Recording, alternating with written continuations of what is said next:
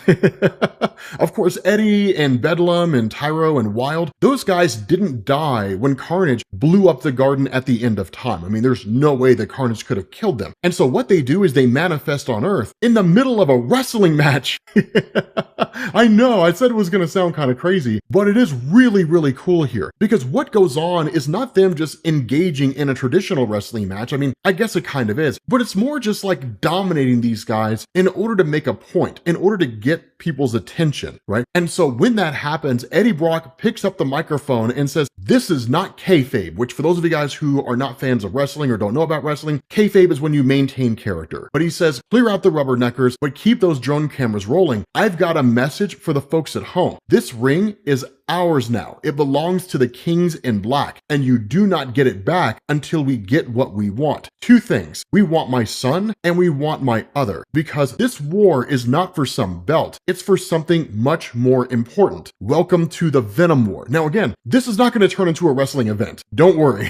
For those of you guys who are looking at it, you're just like, my God, this is ridiculous. It's simply just the best possible way to get the world's attention, right? Because everybody's tuning into this event, which is weird. Not that many people tune into wrestling anymore. It's not the 1990s. So what you do is you jump back to the Venom symbiote itself, and he says, my earliest memory, I had gone against my king, broke from my people. I was a weak link in the chain of an endless cage. I was unique. Now, of course, when he says king, he's referring to Null the symbiote god, right? That this Venom symbiote was unique among its own people because it thought differently, it functioned differently. Truth to tell, and the more colloquial phrase to use here that Marvel does is, it was a mutant, is really how Marvel describes it. But it says, but the concept of self was new and hard to grasp. I was vulnerable to manipulation. The memories are only flashes. But for the first time, I had a host, a sentient host. His name was Tel-Kar, and together we were soldiers in a war. That was the first thing I ever really knew, the war. Now, if I remember correctly, and I could be wrong here, this was during the Kree-Skrull War, or at least during a time when the Kree and the Skrull were waging war against one another. The important thing here is it says, Tel-Kar was not a true host. He controlled and damaged me. He forced me to do bad things. And after that, I did more bad things. Things I do not remember or want to remember. I was bad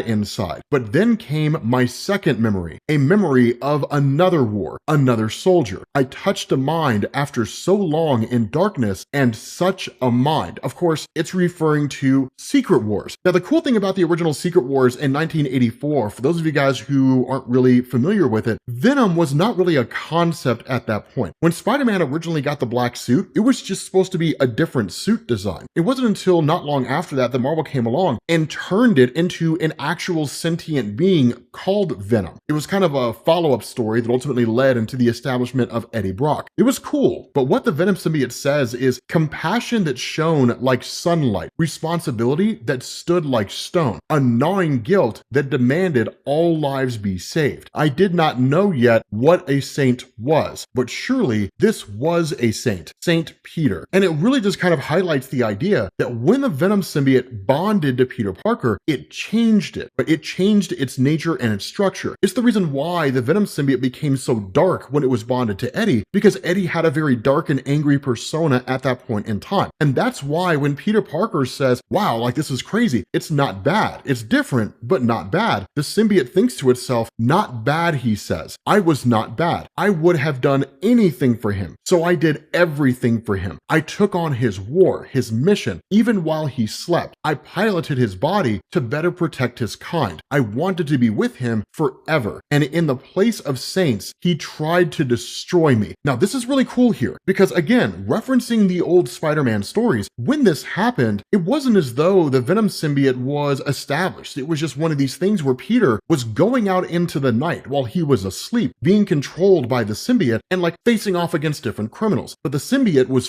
far more aggressive than Peter Parker was. And it even led to a series of story arcs where like people were questioning whether or not Spider-Man was going rogue. Marvel was kind of toying with that idea. Ultimately, it led to Peter Parker going to the Fantastic Four. And if I remember correctly, Reed Richards, who pointed out the suit was sentient. Peter needed to get it off. And that's why Peter cast off the Venom symbiote in the first place. But what's cool is the symbiote gives us the other side of the equation. It was trying to do good, but basically being new to the concept of morality, it didn't really differentiate or understand nuance the way that humans do. And so what we would consider to be an extreme action, the symbiote just was doing the best it could with the information that it had. And so it says here, this guy, right, Peter, he said he would rather die than bond with me, yet I still saved his life. Even after that, I still wore his symbol. I still fought his war, the war against death itself. That's why I came to Eddie. He thought he was bad inside. He was dying, poisoned by shame and self-hate, not by cancer. I made that up to make him stay. I know that was bad, a bad thing, because it's part of toying with the idea or sort of modifying the idea in Marvel Comics that Eddie Brock did have cancer at one point in time. Marvel's kind of shifting that around, right? It was actually a major plot point for Eddie's character, the idea that the symbiote bonded to him and all the cancer and everything that ensued. It was kind of a cool time. But the symbiote says, when I heard him that night, I had a responsibility to save his life. That was why I chose to bond with him. That was why, wasn't it? Eddie needed me. We needed each other. And if that meant declaring a new war, a war on the Holy Saint Peter, Eddie's life would still be saved. That's all I wanted, to do a good thing. I didn't want to kill Peter and devour his brain tissue. I'm certain of that, but it all got so complicated. Now, this kind of revelation and what we in the comic book scene call a retcon is going to be met by various reactions from people, and I'm not even sure how I feel about it, because I love the idea that the symbiote was angry at Peter Parker. That's the way it was played out in the early days of the Venom stories. I love the idea that over time, the symbiote learned to understand what it meant to be a good guy. Not that it was lost in the concept of morality and always trying to do good. The bigger point here, though, is that it goes on to say, there were many hosts after that. Anne was first, I helped her kill, and then it killed her. There was Angelo Fortunato, who wanted to be a soldier for the Mafia. Matt Gargan, a soldier in a war on heroes. The cool thing about when Matt Gargan became the Scorpion during Dark Reign is that took place during the events of Superior Spider-Man, when Dr. Octopus took over the body of Peter Parker. When Dr. Octopus punched Matt Gargan, he punched his jaw off of his face. And that was the first time that Doc Ock learned Peter Parker had been pulling his punches all this time. But if he hadn't been doing that, he could have beat any one of them to death at any point in time. It was really, really cool. But he goes on to say, Flash Thompson, who taught me what a soldier could be, who fought in the wars of the Space Knights with me. Of course, referring to the events of Agent Venom and Venom Space Knight, which was not as well received as Agent Venom. Then he goes on to talk about Lee Price, another soldier who I destroyed, as I destroyed Flash and Mac and Angelo and Anne and Eddie and Dylan. Have I destroyed Dylan yet?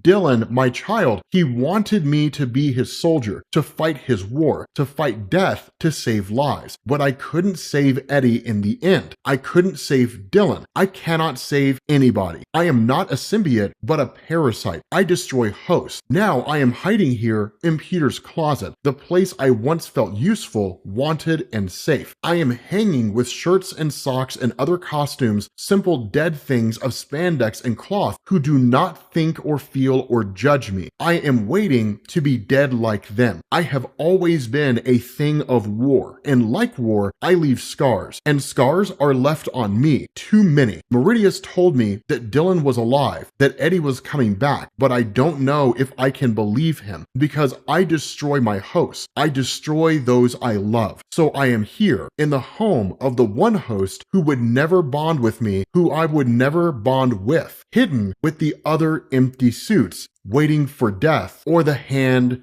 of fate. Now, this is a really, really amazing monologue with the symbiote, because again, while I don't necessarily know if I agree with how they're sort of characterizing the evolution of the symbiote, I love the way they do it. The fact that the symbiote has so much personality, because much like a person who has done things or said things, the things we do leave scars on people physically, emotionally, mentally, things like that. The symbiote regrets all of that. It feels bad about the things that it's done to people and the things that it's done against people. And so because of that, it's just experiencing this moment of self-loathing. Now, the cool thing about Peter is that ultimately it pulls it out of him, but Peter inadvertently puts on the Venom symbiote, not paying any attention. And the symbiote's just like, Peter, don't freak out. Now, what we do here for a second is we switch back over to Dylan. Don't worry, we'll go back over to Peter. Everything's cool.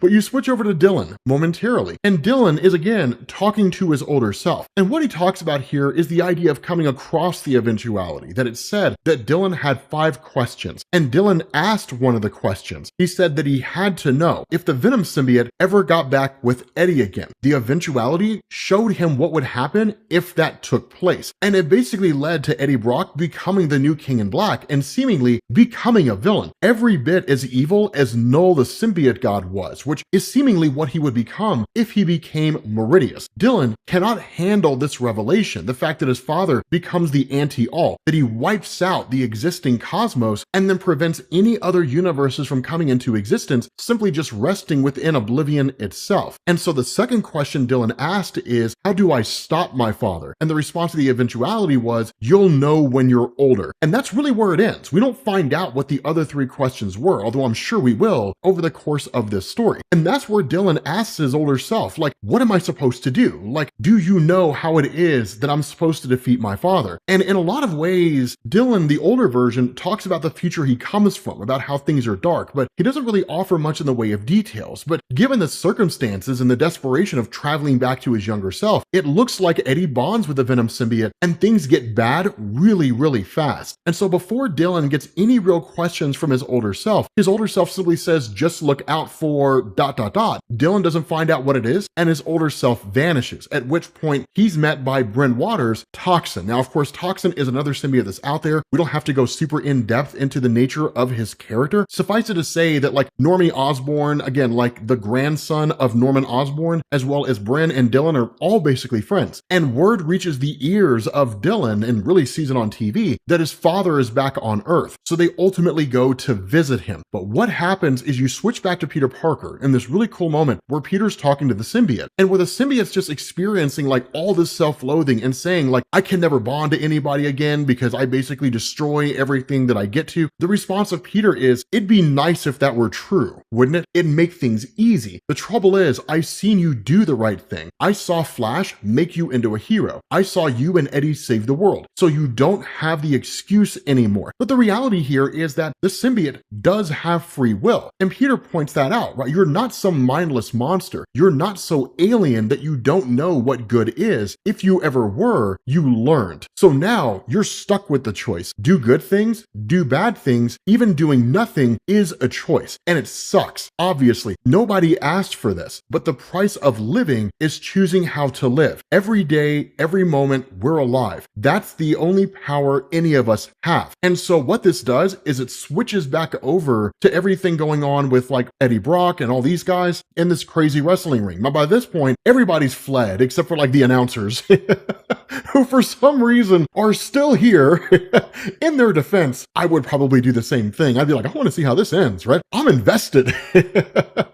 And so Dylan, of course, shows up alongside Bryn and Normie to encounter Eddie Brock. The problem with this is that when Eddie says, I need my other, now that I know you're safe, give it back to me, the response of Dylan is, it's gone. The Venom symbiote's gone. I don't know where it is. The other part, though, is that Dylan starts giving his father the business, right? He's like, you left me here on Earth by myself and took off to do whatever it is that you felt like you had to do to, quote unquote, keep me safe. I was in danger every step of the way. Alchemax that was hunting me and trying to weaponize the symbiote, kill me in the process. Meridius coming from the future into the past to try to destroy me. Carnage doing what Carnage always does. Nothing that you've done has made my life better. Not only that, he says, I know everything the symbiote knew, and I know everything that you did when you were initially bonded with the symbiote. I know the things that you tried to hide from me. And so before Eddie can really answer anything, he's like, okay, where's the symbiote? And Spider-Man pops up out of nowhere and he says, here, don't worry guys, Venom is in good hands now. With that being said, guys, we're going to bring this to an end. Here's the great thing about Venom War. We get 2 new comics every week, except for like 1 week, I think, which we only get 1 comic book. But this is cool. I'm invested. I'm digging it. Let me know what you think down in the comments section, and I will catch you all later.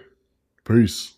What's going on, guys? This is Rob, and we are back with Venom War. FYI, 1 Venom War comic comes out next week, so we're going to skip Venom War, and then we're going to pick up the week after with next week's comic, and then whatever comics come out after that. But one of the things that goes on here, and the way this opens up, is this deals with Dylan Brock. Now, as always, if you need to get caught up, there'll be a playlist at the end of this video, but for whatever reason, in this far-flung future, things are pretty bad. Now, this is going to be very ambiguous. It's going to show us what's going on, but it's not going to give us a whole lot of context. The important thing here is that in this future, symbiotes have gone nuts and they're seemingly killing everybody off. Now, this is very reminiscent of the Venom story that we got, which showed Dylan in an alternate reality where, using his powers to control symbiotes, he killed all the superheroes on Earth. Then he replaced them with symbiote copies and then seemingly just took over the planet. Now, this of course is not that reality because Dylan's not controlling anything. He's just fleeing for his life. But another piece of context that shows us what's going on is the color of the symbiotes and the weaponry that Dylan uses. Number one, the symbiotes here are black, which shows us that it's probably not Carnage in any meaningful way. And this is expanded on the fact that Dylan uses a combination of sonics and fire. And the reason why that matters is because for those of you guys who have not been following our coverage of Carnage over recent months, and really the last year or two, Carnage has essentially made himself immune to every weakness that symbiotes traditionally have. So he's not weak to fire, he's not weak to sonics, and I think he has the abilities of anti-venom, meaning he can actually nullify the powers of other symbiotes. I say all this to say, because Dylan is using things like sonics and fire against these symbiotes, and at the very least is able to hold them at bay, if not completely destroy them, then that means that it's clearly not Carnage. But again, we're not given a lot of information here. The only thing we really get here is that one of the symbiotes seems to try to like drill into his head, but ultimately he's rescued by what's effectively the resistance force. What's cool about this is that this resistance force is kind of hodgepodge. It's not really the Avengers or the X-Men or anything like that. It's characters that are tied into the Spider-Man and Venom mythos, specifically the grandson of Norman Osborn, known as Normie Osborn, Liz Allen, and Bailey Briggs. But what's important is that with this conversation that goes on, what happens is that Dylan tells them the radiation is going to burn your brains out. And the response of Liz is, if you make it, it's not going to matter, will it? And that's when Bailey shows up on the scene and says they're coming,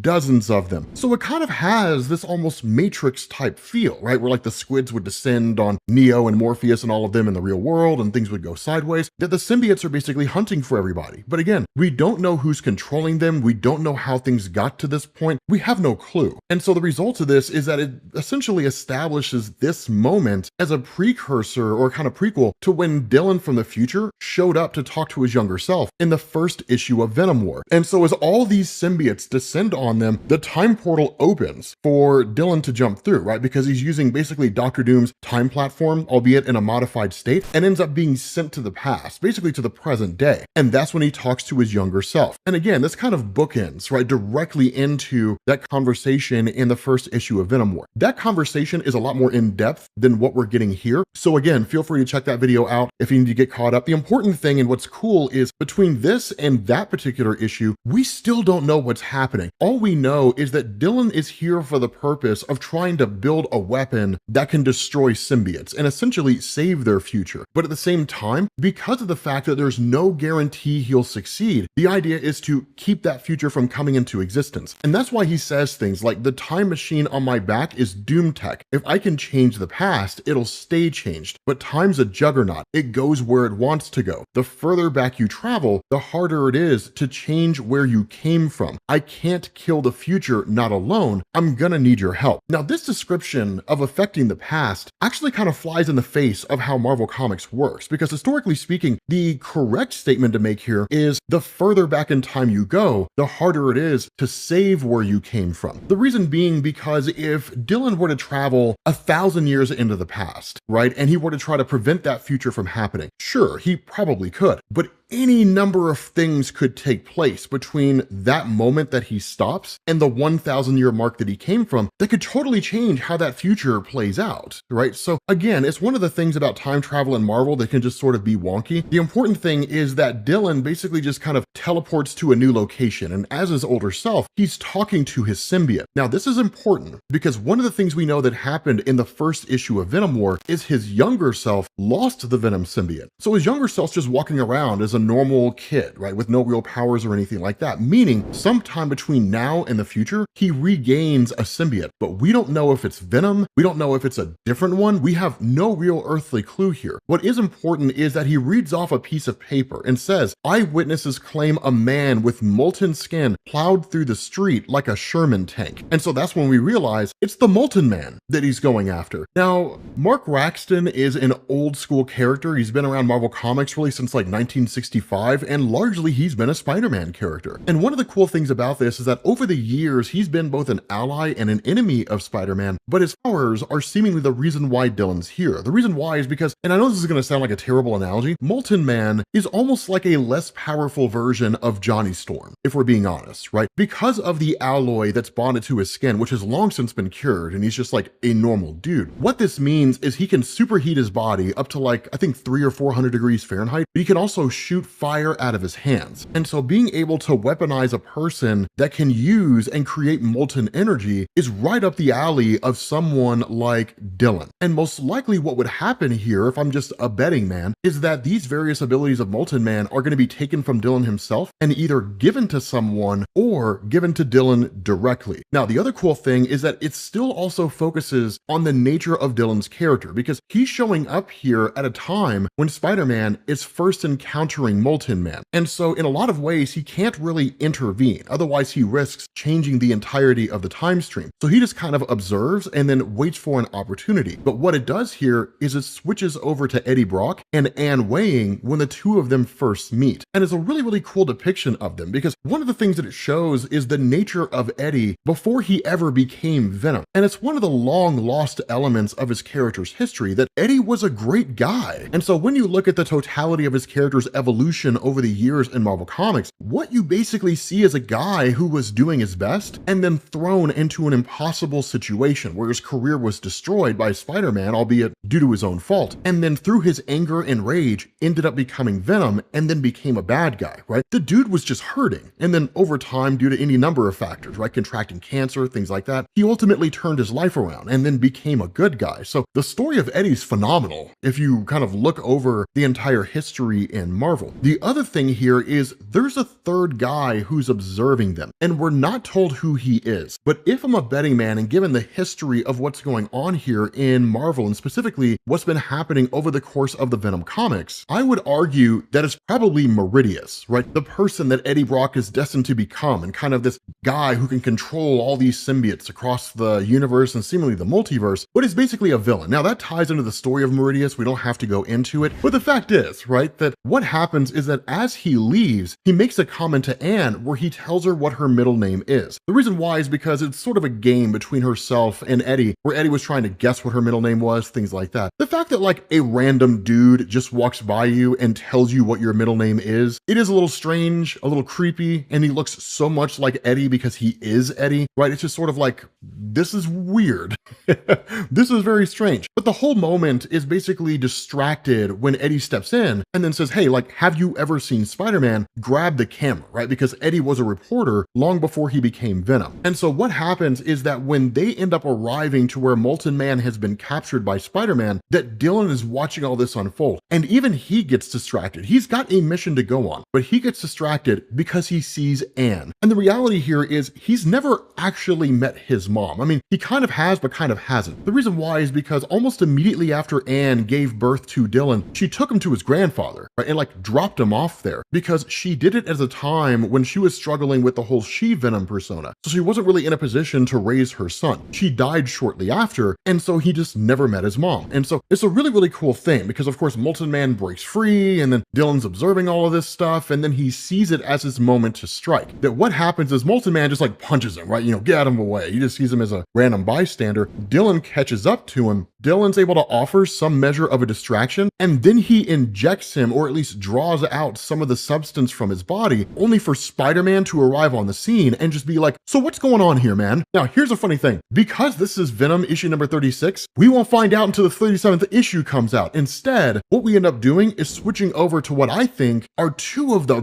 best stories that are going on in Venom War and the here and now. The first one is the Carnage tie-in, and strangely enough, the second one is Black Widow. Now, picking up with the Carnage tie-in, this one's particularly interesting because again, for those of you guys who have been following the whole Carnage arc, he's basically trying to ascend to godhood. But over the course of Venom War and even the prelude to it, he's sort of sidetracked for a second. The reason being because the company Alchemax is working on developing a substance that can actually eradicate symbiotes or at least destroy them. And Carnage came face to face with this and was almost killed. And that's one of the reasons why I use the phrase godhood loosely, because when I say godhood, I really mean it's more just Carnage immune to like traditional symbiote weaknesses and all the benefits of a symbiote, right? So it's like Blade, right? None of the weaknesses of a vampire and all the strengths, but he can still be killed.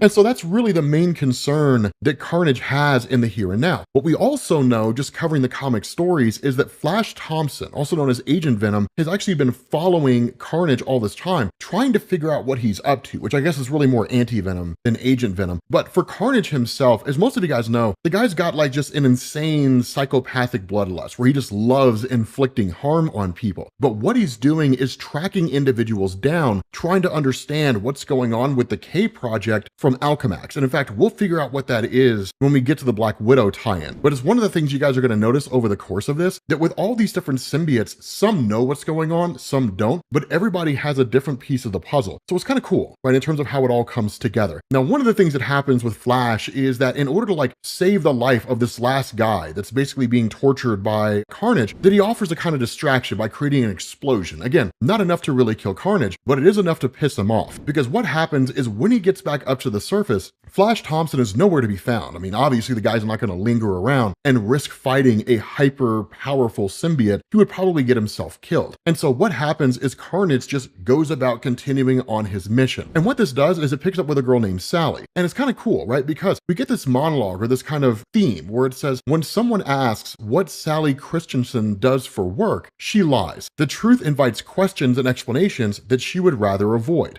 And she is not here for the conversation. And so what happens is like Carnage is literally observing all of this, right? Where it's kind of a back and forth where she orders a drink and he orders a drink and that kind of thing. And, you know, he's like, so your profile didn't say what you do for work. Like, what do you actually do for a living? She's like, oh, you know, I'm an accountant. It's pretty boring, right? But again, we get this kind of commentary where it says his symbiote nose picks up the subtle variations in her scent as she lies. And it kind of goes on that way, right? Do you think one of these drinks is a Bloody Mary? Then it's a little bit of history about how Bloody Mary used to be called a bucket of blood and so on. But the fact is, because of the nature of symbiotes being able to detect human pheromones, changes within the chemical composition of humans based on the chemicals that brains release and whatnot, he knows she's lying. And he says, just as he can smell her interest, her excitement, right? That kind of thing. And the air is full of excitement, arousal, eager anticipation, and god-awful music. It's just kind of back and forth. Again, you know, the whole mating dance type thing.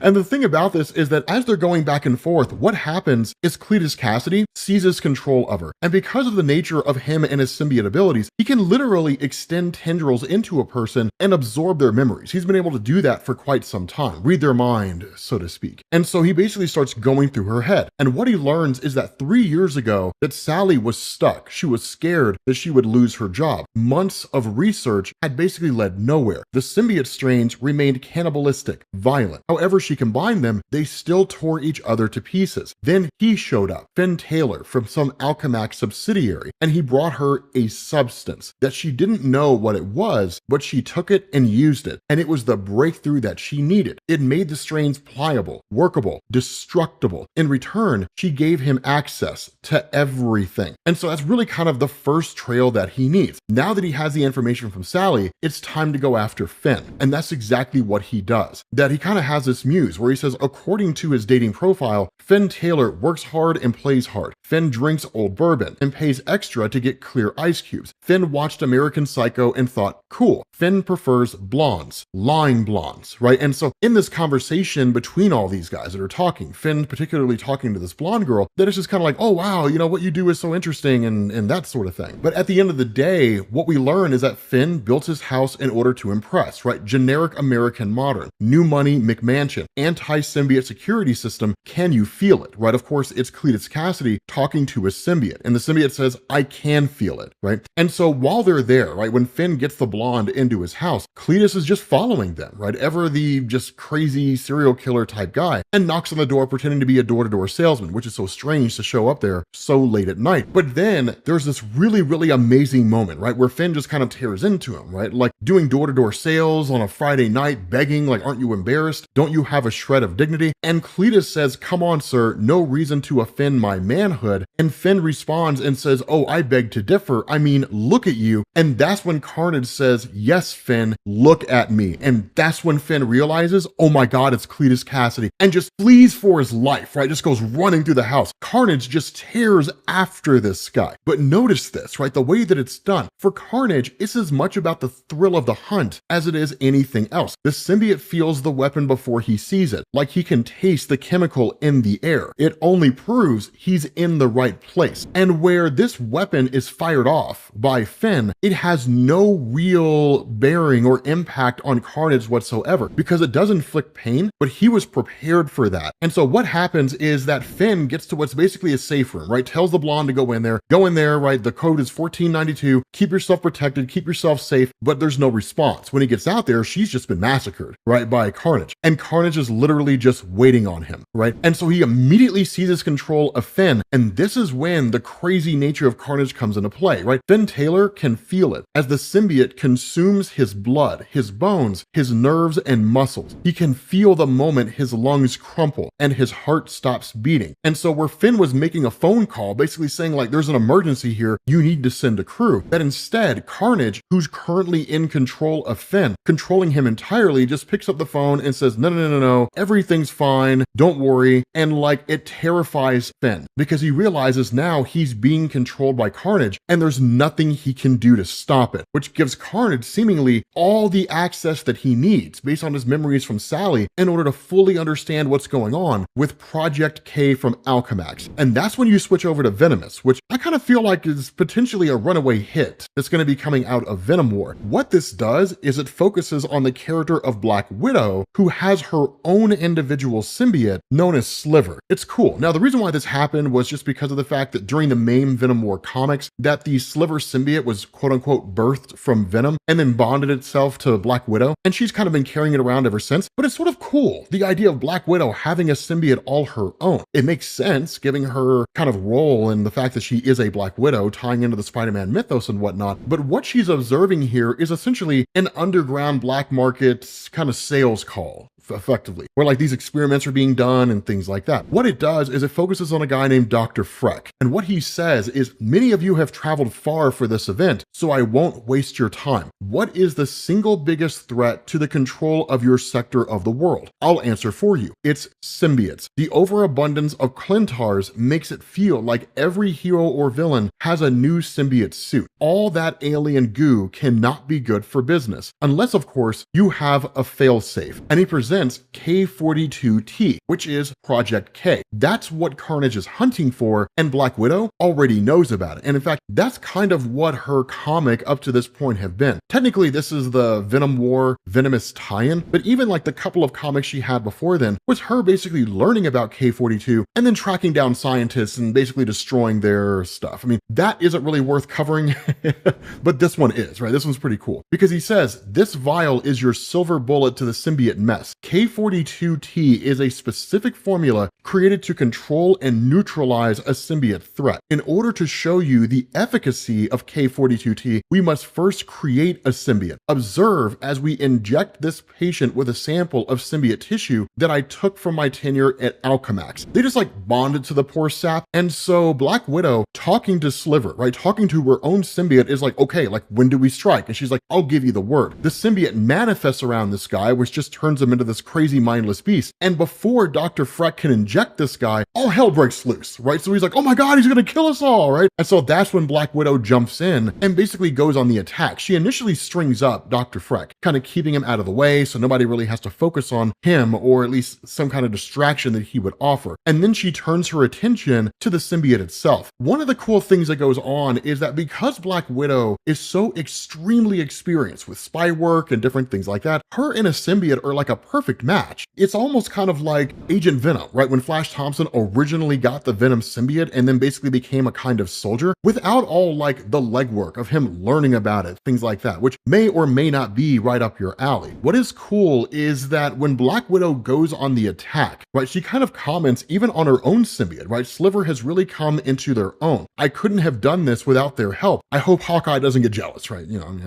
I don't know why, but nonetheless, right? She asked the symbiote, can you speak, right? She asked Sliver, can you talk to that symbiote? Because remember, all the symbiotes share a hive mind. So if a symbiote shows up out of nowhere, it's entirely possible that either Venom could control it or that anybody else who has a symbiote can talk to it. But the response to Sliver is, no, I cannot. It has no sentience. It's just a mindless beast. Now, where Dr. Freck wants to be set free and says, I can help you guys, the response of Sliver is no, he will kill it, Natasha. And that's where she's kind of like, we may not have a choice. And so of course the symbiote basically goes goes to attack her, right, and try to destroy her. And in the end, right, Sliver's like, I have an idea. And when Natasha says, I'm listening, Sliver basically breaks his way off of Natasha and then encases him around this symbiote. Now, that's one of the things that differentiates her. And when it comes to different variants of symbiotes that are out there, Carnage, Toxin, Sleeper, in this instance, Sliver, the way it works is each one is given a kind of power that makes them unique and allows them to stand out from the rest. Sometimes those powers are nuts, and sometimes it's just a small thing. But ultimately, she ends up attaining, right, K42T from Dr. Freck, and then uses it on that symbiote. And what happens is, of course, it basically causes the symbiote to break down, and more or less the day is saved. Following that, we learn one of the other abilities she has, which is to basically use her spiders to go into the mind of a person and then alter their memories, or even just like eat their brain away to where they're just kind of left in a catatonic state. And that's what she does with Dr. Freck. Because of the fact that he carries a notebook that has all of his research, the formula, the whole 9 yards, basically she destroys it, right? The spiders destroy it and they ultimately destroy him and just kind of leave him there with nothing but his guilt. And so of course, she essentially just takes off. And that's when she runs into Anti-Venom, Flash Thompson. Now initially Sliver doesn't know who this is, right? So he's like, is this a good guy or a bad guy? Like, do we need to be prepared for a fight? And the response of Natasha is, no, it's cool. He's on our side. But because of what we just read about in the Carnage comic, Flash Thompson is coming from that and immediately comes across Natasha. So it's cool, right? That's one of the reasons why I really enjoy tie-ins when it comes to events. Sometimes the tie-ins are trash. Other times they're amazing, right? And so you get these really cool moments where like one story ends and immediately leads directly into another, or the middle of a story leads into the beginning of another story, right? So I love the idea. I've always enjoyed tie-ins, usually when it comes to comics. But the fact is, right, they kind of have this conversation here where it's like he's chasing after basically Carnage and she's trying to figure out what's going on with Project 42 that has something to do with Alchemax. And because they're basically both going after Alchemax and Liz Allen, they ultimately end up teaming up. And they get down to the basement of this building. But one of the things that Flash tells her is, be careful going down this elevator shaft. That's where they keep the really nasty stuff that goes on down in the basement of this building. And so once they get there, it's kind of like, okay, yeah, things are pretty bad here. But again, where Natasha asks Sliver, like, can we communicate with these symbiotes? The response to Sliver is no, right? They are like the one at the auction. They're mindless. And so the best they can do is offer a distraction. But what they end up seeing in the back of the room is a cold storage space. And again, as most of you guys are aware, when it comes to symbiotes, there's ample ways to defeat them. Heat, sonics, so on. But because they are a liquid substance, you can slow them down using cold. And you can potentially even freeze them, depending on how cold you can make it and whether or not they can escape before they freeze. And so that's why Flash looks over and says cold storage. If we lure them in there, then maybe we can slow them down. And the question of Natasha is, Sliver, what do you think? And he says, we are susceptible to extreme temperatures. It could work. That's one of the other cool things about Natasha as a symbiote. She's learning about it, right? She's learning like their strengths, weaknesses, things like that. Because up until this point, her involvement with symbiotes was either some event like Null the Symbiote God, maybe some instance where she would face off against Venom alongside the Avengers or something like that. But she doesn't really know the ins and outs of what they're capable of. So in a lot of ways, it's kind of like learning about symbiotes all over again. But the fact is, right, between Anti-Venom and Black Widow, they're able to basically distract these symbiotes long enough to open the cadaver storage. The problem with this is the worst thing that could have happened is exactly what happens. When this cold storage unit is open, Black Widow is just sent flying, right? Literally just sent flying out there. And once the door opens, they realize that inside of this cold storage are dead bodies because cadavers are stored in there. So what you get are all these symbiotes that are bonded to these dead people. And that's where you get the zombiotes.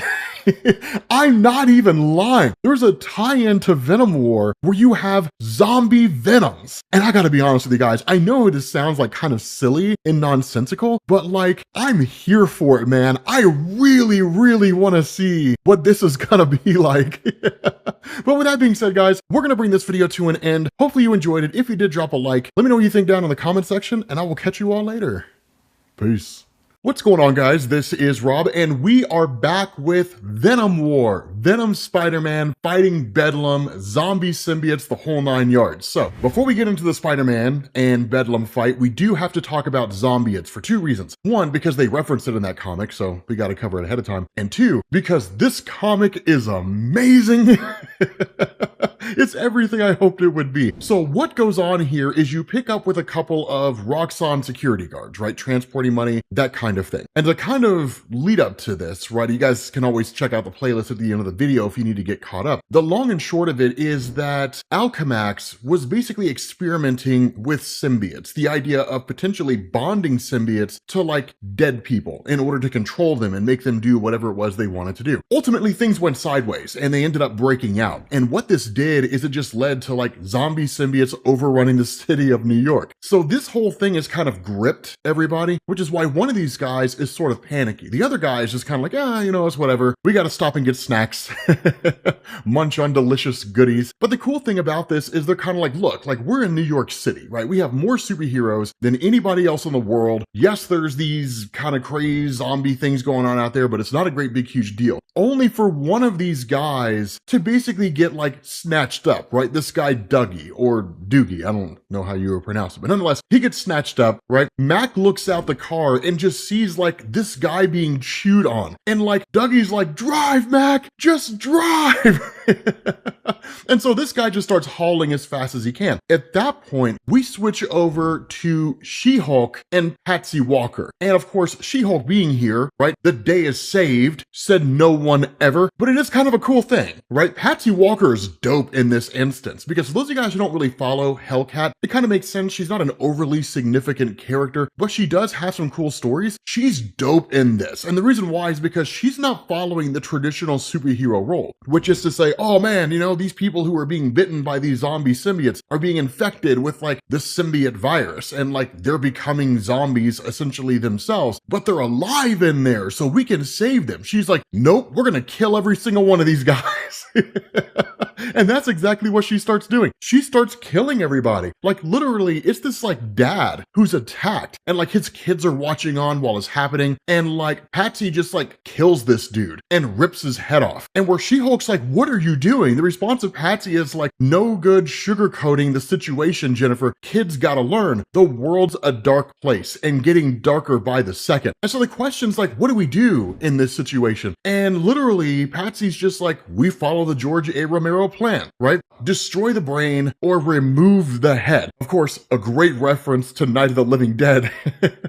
But the fact is that like she just starts killing people and it's just like, wow, you know, like She-Hulk doesn't really even know how to process all of this. She's like, this is not what we're supposed to be doing as superheroes. But much like Thanos snapping his fingers and dusting half the life in the universe, it's the smart thing to do here, right? Just take these guys out and call it a day because there's not really even any guarantee that like they can save these people from this symbiote virus they're infected with, because when they're attacked by these symbiotes, they're legitimately killed. And much like a traditional zombie virus, that the symbiote goo basically brings them back to life. So by all standards of measurement, this guy's dead. And so what ends up happening is that while She-Hulk's doing her thing, she turns around only to see that Patsy Walker is being attacked. At that point, we switch over to the last people you would expect to be a part of this, the Sinister Six. It's kind of amazing. I told you guys, it's really cool. You pick up with Shocker, right? Herman. And it's kind of this funny thing because the Sinister Six did go to war with Spider-Man in the Sinister War comic. I don't think we covered it. Maybe we did. I can't remember off the top of my head. It was a phenomenal story. Like it was really cool. Boomerang gets killed, right? Like one of the members of the Sinister Six dies. It's really, really awesome. But the cool thing here is that at the end of the day, the Sinister Six are by and large a criminal group and like they commit crimes. So in the midst of all this pandemonium, despite the fact that there's a few reservations here and there about whether or not they should be doing something with regards to this larger conflict, they're just kind of like, this is the perfect time to like rob folks, beat folks with bats and sticks,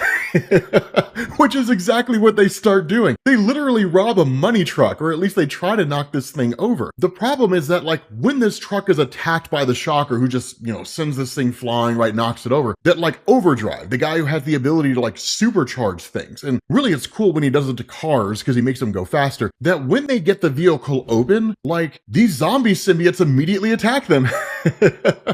Right? Like they start going after these guys. And Shocker, of course, just like blasts the door open on this thing while Overdrive is fighting for his life. And then what ends up happening is Speed Demon, who's kind of like a less fast version of like Quicksilver, sees all of this and he's like, no, man, we're getting out of here, right? Like no score is worth any of this. And like he just bails. He tries to get out of there as fast as he can, only for him to be snatched up by one of the symbiotes and drugged back. Now again, he's nowhere near as fast as someone like Quicksilver. Honestly, I would say his speed is more on par with somebody like Captain America, right? But the fact is here, like this dude's snatched up and he's bitten by one of the symbiotes and ultimately turned. While that goes on, the Shocker just like grabs the case and bails. Like he's just like, I'm out of here, right? And just takes off with Overdrive. And so at that point, Overdrive literally jumps on the car, right? It looks like this old school Chevelle, which of course Shocker has just driven into the ground, driven it like a piece of crap, which he should never do with a car like that. And but ultimately ends up like supercharging this thing to help them get away from like Speed Demon. Now, the other thing here is that because of what happens, it's almost kind of perfect timing. She-Hulk gets knocked away at the same time they drive by, and she flies into the car and sends it smashing into a wall, which of course doesn't really like damage,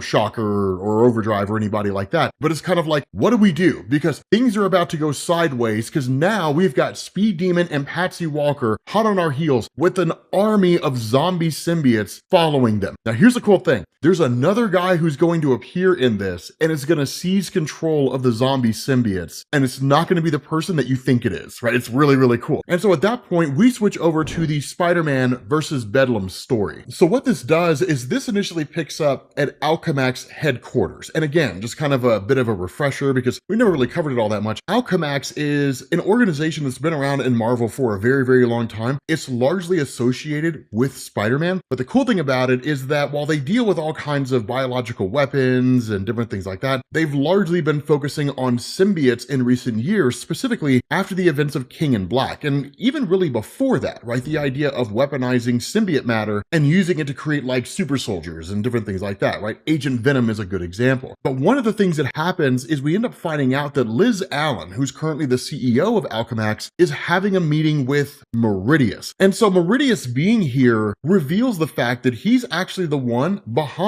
K-42 and K-43. That's the kind of substance that basically created zombiotes in the first place. And in fact, one of the things that he does is he references Lee Price. Now, for those of you guys who don't know much about Lee Price, I think we have that video in the Venom playlist. If we don't, I'll add it to the playlist so that, I can kind of fill you in on everything. Lee Price was at one point a host for the Venom symbiote before Eddie Brock went back to being Venom and before we got the events of King in Black. He wasn't the most well received by fans. The story, I think, lasted something like 6 to 12 issues. It didn't last all that long. And then ultimately Eddie Brock returned. But it's cool that they kind of reference him because they talk about how he was essentially killed and was one of the first test subjects for like the zombie virus. And so what happens is in this conversation between the two, Liz basically says, Mr. Meridius, was it? There's something very familiar about you, Meridius, a familiar breed of insanity. And so of course, in response to this, Meridius asked the question, don't you think symbiotes can be managed, Miss Allen? And the response of Liz is, oh, I know they can. Flash Thompson, the gold standard in symbiote management, is a close personal friend of mine, but you don't look like a Flash Thompson to me. Now, this is an important distinction because while we have seen that the Venom symbiote itself has kind of evolved over the years in Marvel Comics, that it's become more sentient and it's learned to understand morality, right and wrong, different things like that, it's not to say that all symbiotes do. Ideally, the symbiotes themselves do understand right and wrong. They initially turned against Null in the very early days of the Symbiote God's campaign against the universe before he was defeated by the Celestials. But the fact is, over the years, symbiotes have just kind of been out there doing their own thing. And so there's no reason to believe that every symbiote in existence understands morality. But when it comes to symbiotes like Toxin or Sleeper or something like that, they're all derivatives of Venom. So that whole moral compass kind of gets imposed on them in the same way that Venom itself has all the memories and knowledge of Peter Parker when it went to Eddie Brock way back in the days in David Michelini's Venom run. So the cool thing about this is that Liz kind of responds to this whole situation and says, you look like someone who mixed dead symbiote goo reanimated by a literal space vampire with toxic waste. It's the symbiotex all over again. Just tell me you haven't haven't tested this on people. And the response of Meridius is, relax, Miss Allen. I know exactly what I'm doing. Believe me, this is how to control the symbiotes once and for all. Now again, it is kind of an interesting quagmire here, because even when it came to someone like Flash Thompson as Agent Venom, being a host for the Venom symbiote and having one of the coolest story arcs in the history of Marvel Comics, the reality here was that Flash Thompson had his own moral compass, and there were times when he and the symbiote were at odds with each other. Whereas if you have symbiotes that are bonded to what are effectively corpses, corpses do not have their own moral compass. They're dead. Right and wrong, all that kind of stuff is completely irrelevant. It's just the symbiotes do whatever you tell them to. And so what happens is that in the middle of this meeting, a guy comes running in screaming about how like zombiotes have gotten out of the lab. There's even a zombiote horse, which sounds fantastic.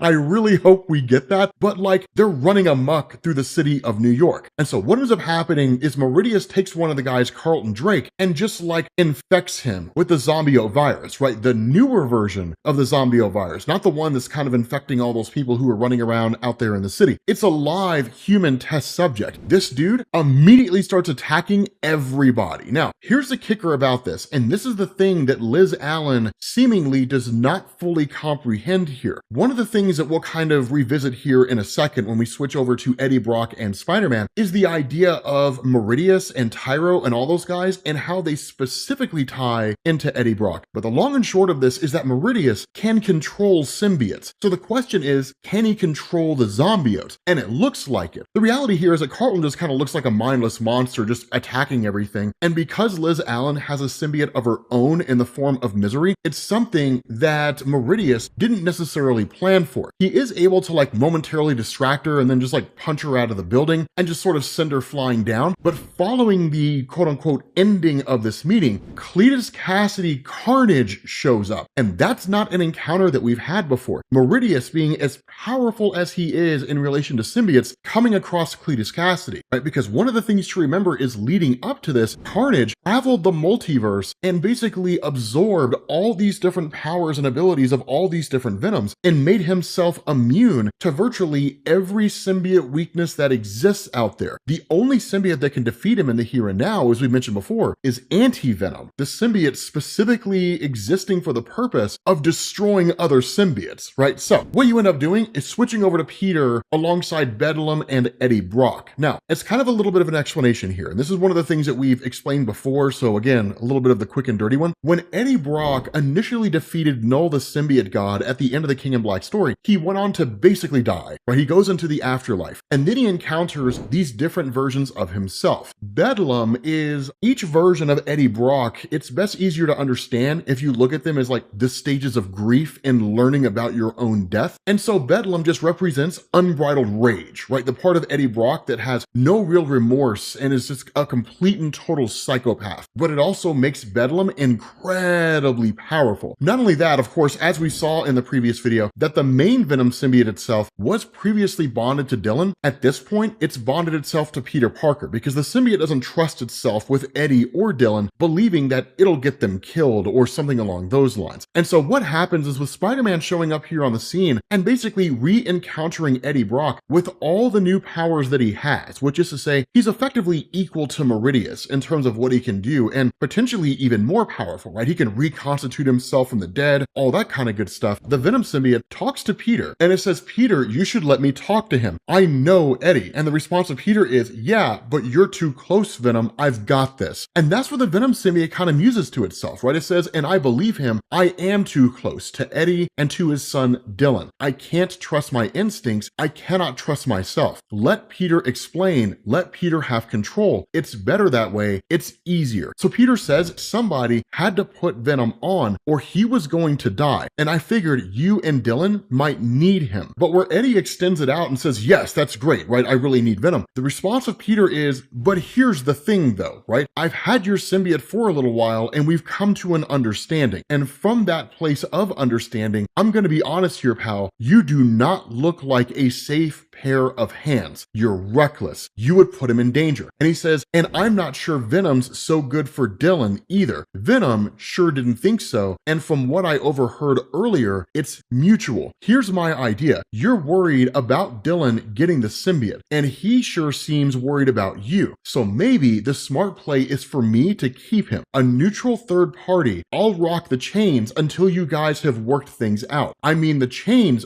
are pretty cool. And they are pretty dope, right? Because like when we saw Spider-Man show up with the Venom symbiote in the previous video that we did, he literally came flying into this place like Spawn. It was amazing.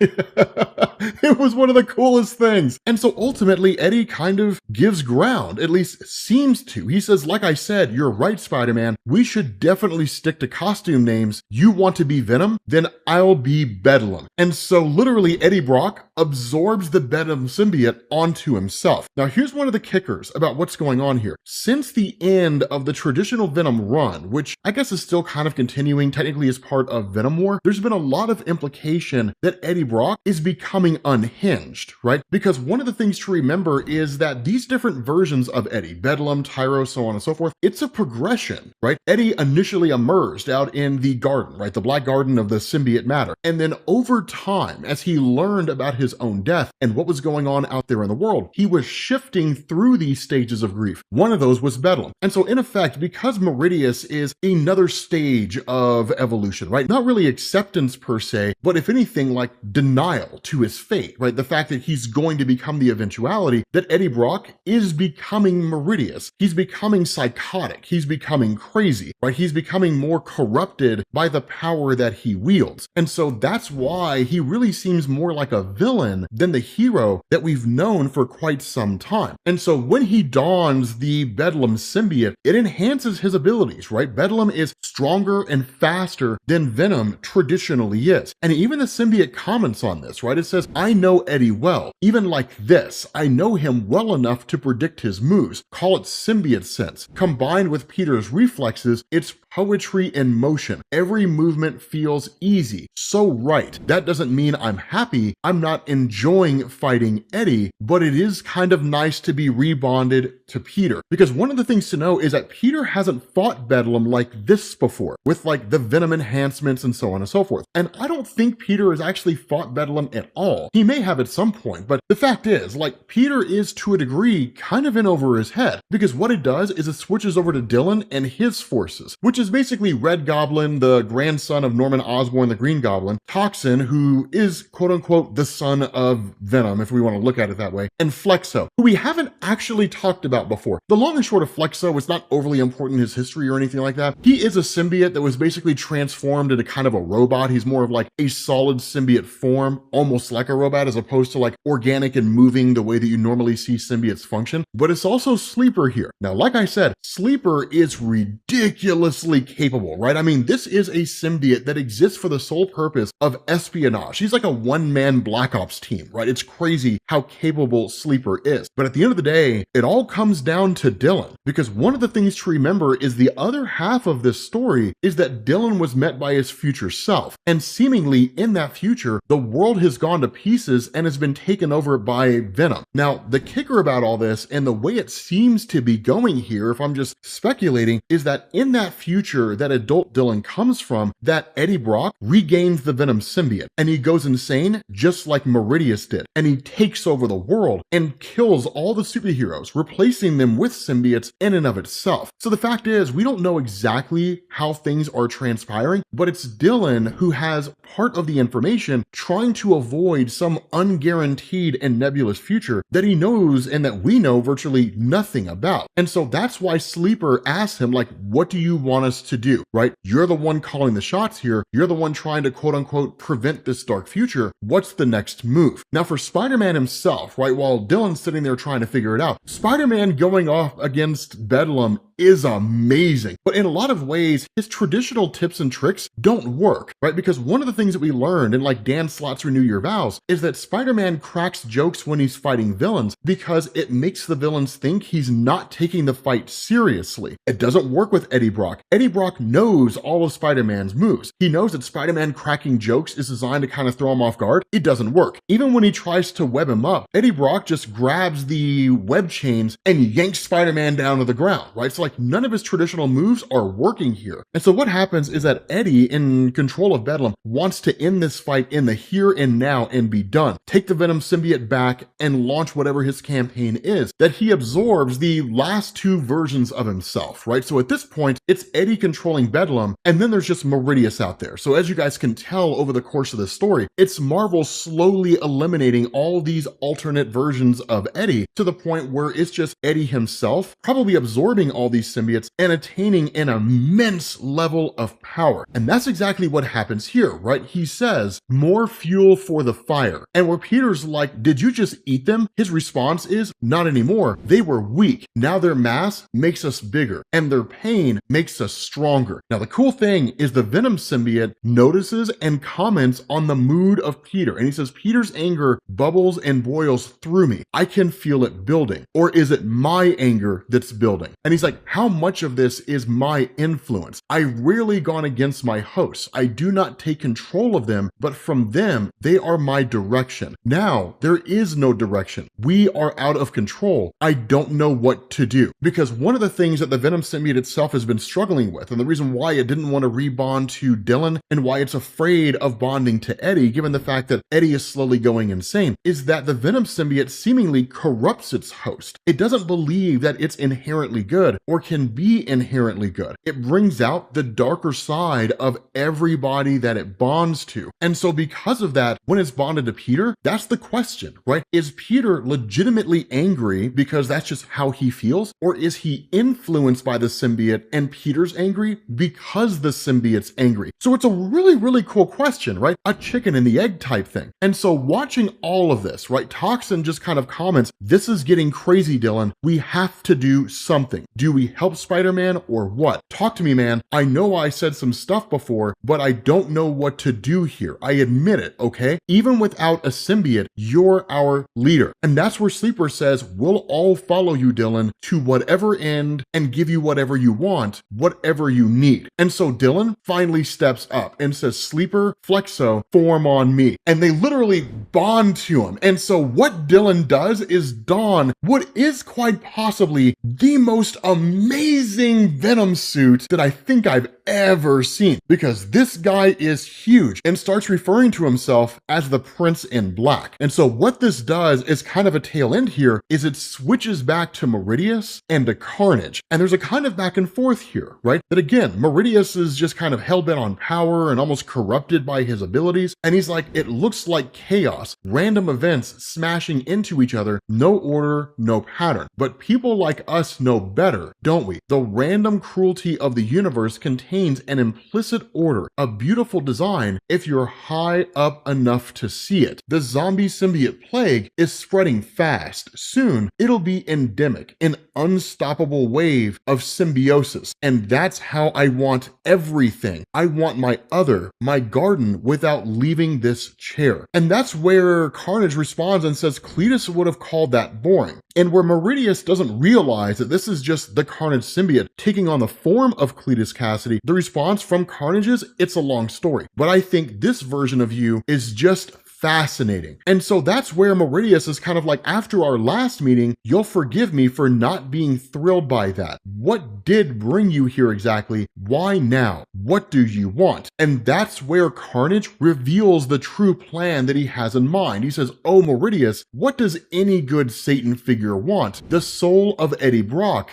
gift wrapped. And seemingly Carnage has taken control of the zombiotes themselves and will likely himself go to war against Meridius and destroy him entirely. I'm kind of curious to see how this unfolds. But with that being said, guys, we're going to bring this video to an end. Let me know what you think down in the comments section. Thank you all for watching, and I will catch you all later. Peace. Spider-Man becomes the King in Black and then kills the Marvel Universe. Venom War is amazing. So before we get into that, there is something that I want to cover first, and that is the second part of Venomous, which is the team up between Black Widow and Anti-Venom. The reason why this is important is because this is going to give us a way out of this story, which is cool. Because one of the things that we saw was that the symbiotes were basically just symbiotes that were effectively mindless, bonded to dead bodies, right? To corpses, cadavers. And literally they were just like Marvel zombies with symbiotes in Venom War. And it was cool.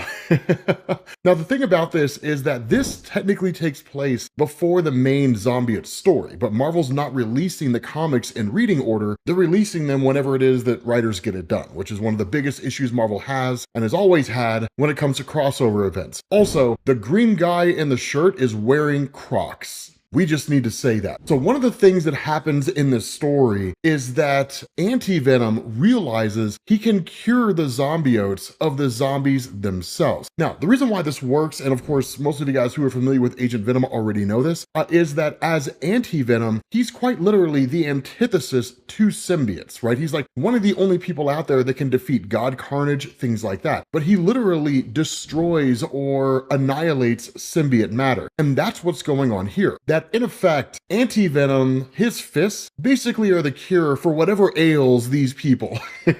Sounds like a line from Wolverine in Marvel Comics. But he literally starts punching the symbiotes off of these guys. Now, for some of them, they're already dead. For others, it actually turns out they were alive. Because as we know, when the symbiotes started to escape, they started bonding themselves indiscriminately to people. So basically turning living people into symbiotes. Now, he's not the only one that figures this out. Liz Allen, who's a character that's basically the head of Alchemax, that's kind of corrupt organization, but really the ones that engineered the symbiotes in the first place, she also has an Anti-Venom based symbiote. So much like Anti-Venom himself, she can cure people. Now, it's not overly important that you understand who Liz Allen is, at least not to the greater story as a whole. Some people will say that you need to know who she is. That's not true. What is important here, though, is that she's the other half of this coin. So in effect, you've got two people now that can cure people. And so as Liz starts to figure this out, of course, she's out there in the streets dealing with all these zombie symbiotes, while you have Anti-Venom and Black Widow who were dealing with the zombie symbiotes within the facility. Now, of course, Flash Thompson being Anti-Venom, not the sharpest tool in the shed, as cool as he is. So while they're making their way up an elevator shaft, one of the things he does is he continues punching people, and some of them start falling down the shaft.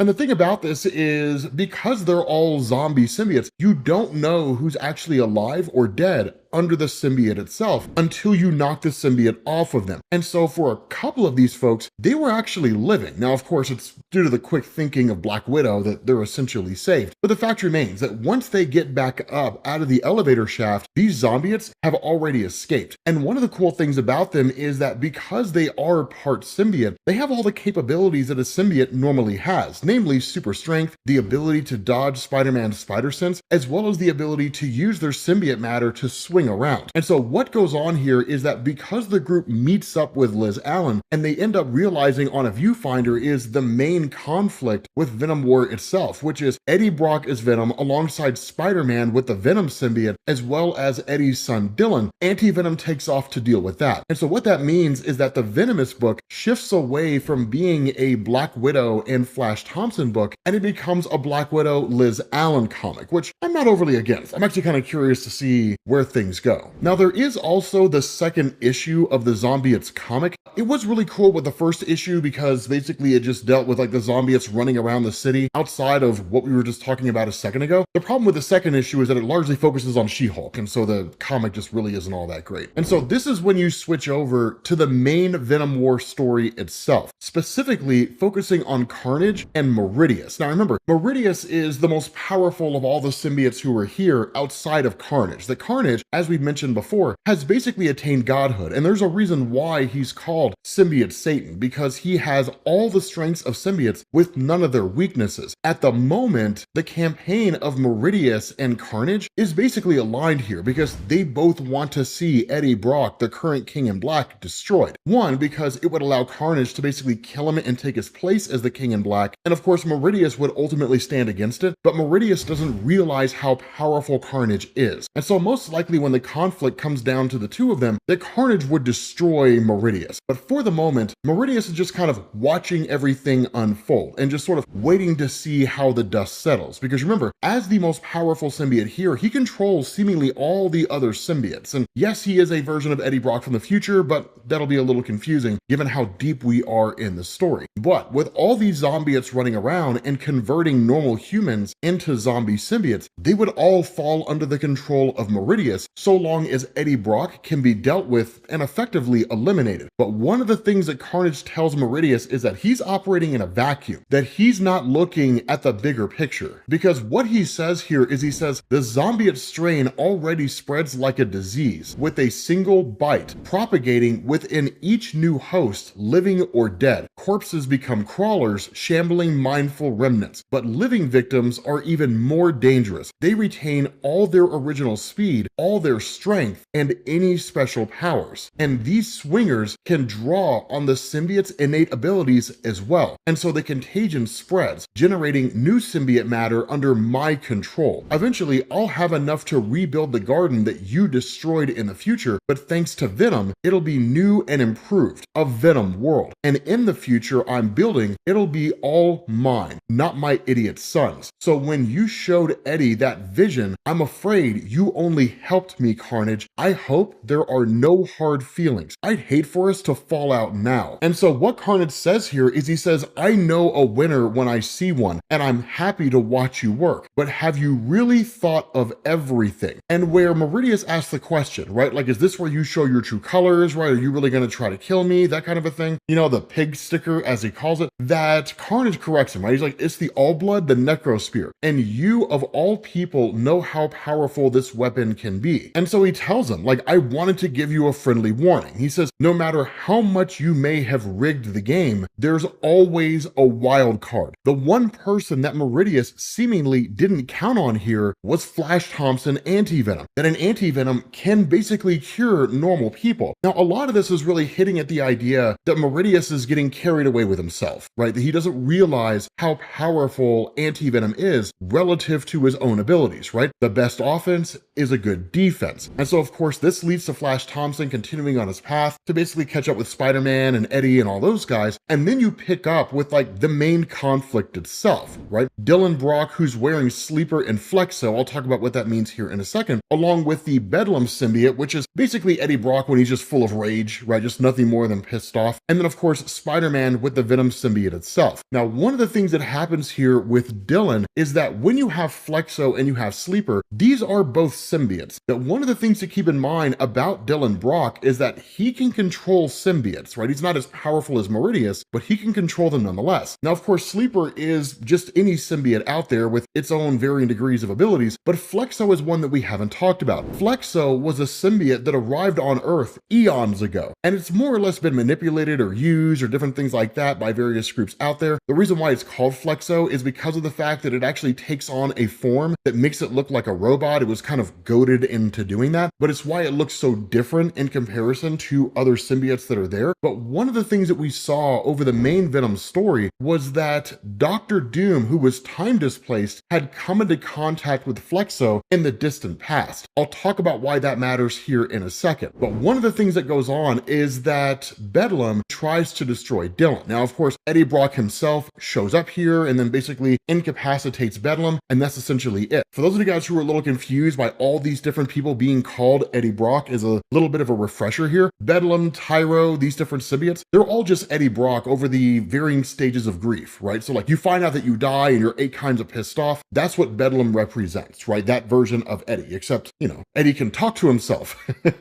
I know it's weird and it's wonky, but the fact is, it is cool. And so one of the things that happens is that in the middle of this entire conflict, when Eddie starts talking to Dylan and says, okay, cool, relax, son, everything's sorted, let's get rid of the symbiotes and let's just talk, the Flexo starts to make a move against him. And what you do is you go back to this point when Dr. Doom had encountered Flexo. And what Dr. Doom had done is he had instilled a kind of mental program in Flexo that said that what you are going to do is you're going to watch and you're going to wait. At some point, Eddie Brock will become the new King in Black. When he does, all symbiotes will fall under his control. When the time is right, you will be the hand of my vengeance against him, and his own son will be your weapon. In essence, Flexo follows the instruction of Doom, and this moment, being the one that he was waiting for, starts operating against the will of Dylan and blasts Eddie Brock. Now, of course, as we know, Eddie as a King in Black can reconstitute himself from pretty much anything, right? It's impossible to kill Eddie in this current form, and Dr. Doom knows that. And so, having been time displaced from the present into the past, he tells Flexo, I will teach you a variation of the ovoid mind exchange process that dislocates an opponent's psyche so that Doom's can replace it. At the proper moment, when Brock is no longer reinforced by a symbiote, this will shift his soul out of alignment with his physical form. Once you've disrupted his control over his physical body, damage him faster than he can heal. Convey my vengeance and yours. Destroy Eddie Brock by his son's own hand. What this would really mean here and what's actually going on is that with Eddie Brock's soul, quote unquote, being displaced from his own body, his body is basically just a shell. And so what that would do is allow Dr. Doom to place his soul into the body of Eddie Brock, seize his position as the King in Black, and then become like this new authoritarian power across the universe. Why would he do this? Because it's Dr. Doom. Now, the whole time this is happening, you've also got Normie Osborn, who has the Red Goblin symbiote, basically a variation of Carnage. And that what Normie does is he starts saying Kang, just repeatedly, right? Kang, just over and over and over again. And while Spider-Man is watching all of this, Bedlam recovers just quick enough to attack Spider-Man, incapacitate him momentarily, and then Kang appears to Normie. And he says, history does not remember you fondly, Normie, and I am history, I am Kang. And because Kang is overly complicated and overly complex for some strange reason, the only thing to really know here is that he put a kind of mental trigger in the Normie Red Goblin symbiote, so that when Normie got it, this symbiote would trigger this memory at this point in time. Think of it as kind of like a memory bomb that was activated after the countdown was over. And what he says is, I know that Dr. Doom is going to try to infiltrate your symbiote hive somehow, but his revenge does not align with my conquest. So when he makes his move, disrupt him. Take his pawn off the board with extreme prejudice. And so what this segment does here, as confusing as it may be, is it establishes a proxy war between Dr. Doom and Kang the Conqueror. Why? Because each one of these guys is trying to seize control of Eddie by way of any of these symbiotes and then attain the position of being the new King in Black. So in the midst of this war, their proxy war is basically just a conflict over there. And so with Normie Osborn and Flexo fighting one another, that continues on in the Fantastic Four one-shot, which has not come out yet. It actually comes out at the end of the month. Again, Marvel doesn't release these comics in the reading order, they release it in just the release order because they like making life hard on us as comic book readers. And so initially what happens is Spider-Man gets the upper hand on Bedlam enough to incapacitate him, and then the symbiote starts talking to Spider-Man, and it says, look over there, right? Like Eddie Brock's in shambles, he can't heal himself, his son Dylan is over there, and Venom talks about how he had basically left Dylan because he didn't believe that him being a part of Dylan's life was beneficial. Why? Well, because everybody was trying to attain the Venom symbiote, and they were willing to kill Dylan to get it. So in order to keep Dylan safe, he walked away from Dylan, right? The very nature of Venom invites chaos and danger. And so what happens is Spider-Man is forced to make a choice, and he fires the Venom symbiote off of himself and onto Eddie, which basically restores both Dylan and Eddie and allows Dylan to become his almost alter ego with probably one of the coolest outfits ever, and then allows Eddie Brock to go back to being traditional Venom. But here's the kicker to all of this, right? We saw most everything else as it was transpiring from everybody else's perspective. What we do here is we switch over to Spider-Man's perspective, looking at all of this. And one of the things that happens is that in the midst of the fight that he had with Bedlam, suddenly Spider-Man's mind is yanked away from his physical body. So yes, his body's fighting, but he's almost fighting on autopilot, right? What his mind ends up doing is coming into contact with the eventuality. Now, as a kind of a refresher here, for those of you guys that may need one, because again, I'm throwing a lot of stuff at you, when Eddie Brock became the King in Black, and then Eddie Brock basically died, that's when he encountered Meridius and Bedlam and all those different versions of himself over the course of the dying process, right? Meridius is just another stage, right? Eddie will become Tyro, then he'll become Bedlam, and so on and so forth. But what Meridius does not want to do is become or join the eventuality. The eventuality is effectively the afterlife for all Kings in Black across the multiverse, right? Because Meridius is trying to escape that, Meridius has set all of this stuff in motion. But this is the first time that we actually see the eventuality for what it truly is. Because in every instance of us seeing the eventuality up to this point, it just came in the form of a hand. Now, why it chose the hand, we don't necessarily know. Arguably, it's the hand that creates. But again, we don't really have a definitive answer. But what the eventuality does is it basically pulls Peter out of all space and time, and then it throws him into one potential future where he becomes the King in Black, which is to say, what would have happened if he had held on to the Venom symbiote in this particular conflict? That most likely what would have happened is that Eddie Brock and all these guys would have been destroyed. We don't really get the full details on this outside of the fact that in the here and now, at least this potential future, Spider-Man's killed everybody. He's wiped out pretty much all the superheroes and arguably all the cosmic entities that are out there. Now we know that because he says, from world to world, my web stretches through the void. I give form to infinity and sit at the center of the stars. I am the king of all that remains in this empty webbed universe. And I've come a long way from queens. The few who remain beyond my control now marshal against me. I can sense it. Every one of them wants a friend. Even now, they are so very brave. I wish it hadn't come to this. It's the kind of thing I've heard tyrants say across centuries. But now, in this terrible moment, I mean it genuinely. I've been fighting for so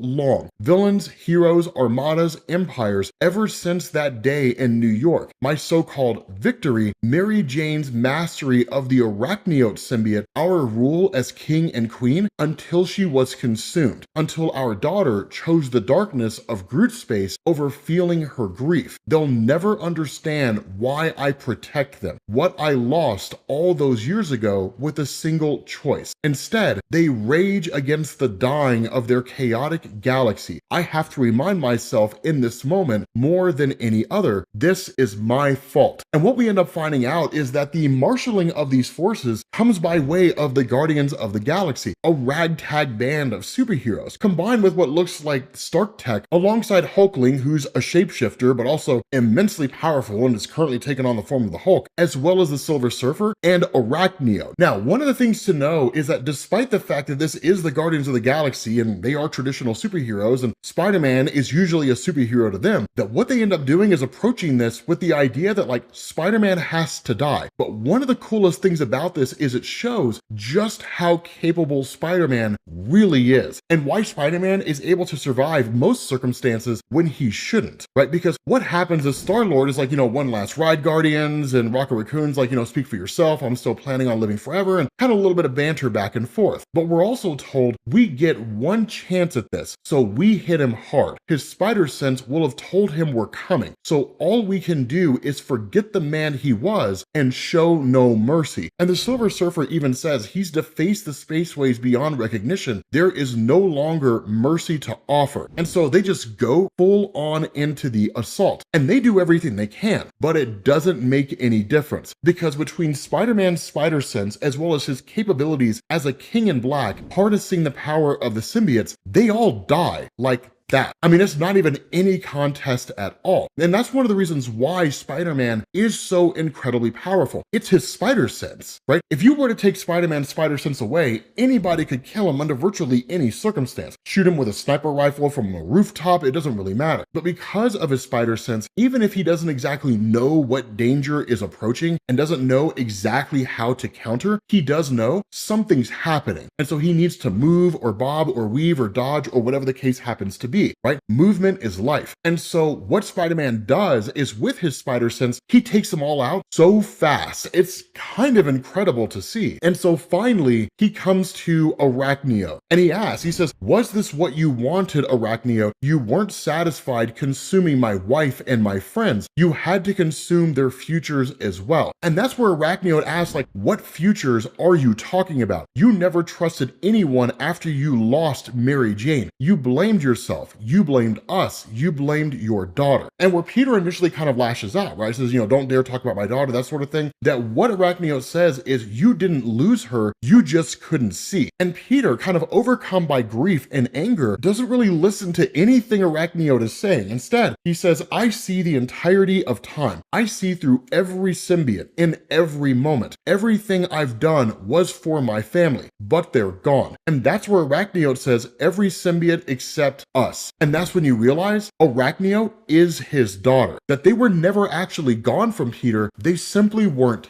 his. And that for reasons that again haven't been overly explained here, but we can largely surmise what they were. After the death of Mary Jane Watson, Peter Parker basically used his powers as the King in Black to quote unquote bring order to the universe itself, and seeing that the death of Mary Jane Watson represented chaos, it represented pandemonium, that sort of thing, that because there were people he couldn't save, he tried to exercise control. And that's why he made the universe what it was, this place of total control, which is normal, right? Breakups, death of a loved one, we feel this incredible sense of powerlessness when circumstances are thrust onto us beyond our control. And so in the face of the fact that in essence, his wife and his daughter didn't want to be a part of this empire, quote unquote, that he was creating, they walked away, right? They left. Now, really, it was more his daughter. Again, Mary Jane Watson seemingly died here, but it was more that Peter became the bad guy and they didn't want to join his side. So he eradicated anybody who didn't do things his way. And so that's why he starts hearing the voice of the Venom symbiote that says, Peter, can you hear my voice? Come back to me. You are lost in time, but time is a liar. Listen to the voice of the now. It's as you told me. And Peter kind of continues the statement in saying, we all have a choice. And as long as that's true, and the symbiote finishes in saying, nothing is eventual, right? So our ability to make conscious choices on our lives is what prevents guaranteed futures. Peter can get rid of the symbiote now, and he will not become the King in Black, which I think is interesting because there are a lot of fan theories out there that argue that Peter is supposed to be the King in Black. But this is kind of the answer to the question, what would happen if he was? And so Peter says, time to choose. And that's when he casts the symbiote off. He gives it back to Dylan and he gives it back to Eddie, and the two of them pop back up. And so at that point, it's time to get back into the conflict, to seize control of all these symbiotes that are out there, to face Meridius head on, and to bring an end to the conflict. With that being said, guys, we're going to bring this video to an end. Hopefully you guys enjoyed it. If you did, drop a like, and I will catch you all later.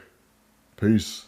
What's going on, guys? This is Rob, and in the video that we recently made about Spider-Man becoming the King in Black, effectively becoming God and killing the Marvel Universe and all that kind of stuff, essentially the most recent part of Venom War, a lot of you guys mentioned you were really confused about what was going on in the Venom comics. And it kind of makes sense, right? Marvel has not done the best job of creating a through line for the whole of Venom War to make it very easy for people to consistently understand what's going on.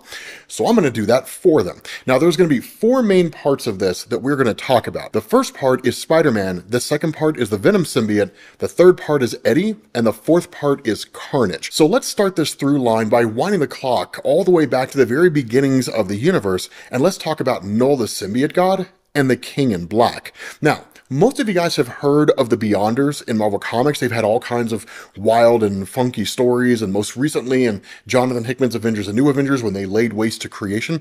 One of the more recent adjustments to the nature of the Beyonders is that they were created by the Celestials in order to prevent any kind of a celestial holy war from breaking out and wiping out the entirety of creation. If you want to know why that's the case, that was covered in Al Ewing's Ultimates.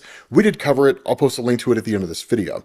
But the Beyonders exist out here, right, outside the multiverse, whereas the Kings in Black exist in the universe. The reason for that is that while the Beyonders are designed to protect creation from the Celestials created the concept of the King in Black to protect every universe from whatever threats that universe may face. Now, every reality out there has a King in Black. And the way this worked was that when the most recent universe was created, it was supposed to be Null, but Null rejected the Celestials and the role of the King in Black. He didn't want to be a protector of the universe. He wanted to just exist in the darkness. He hated the idea of light and life.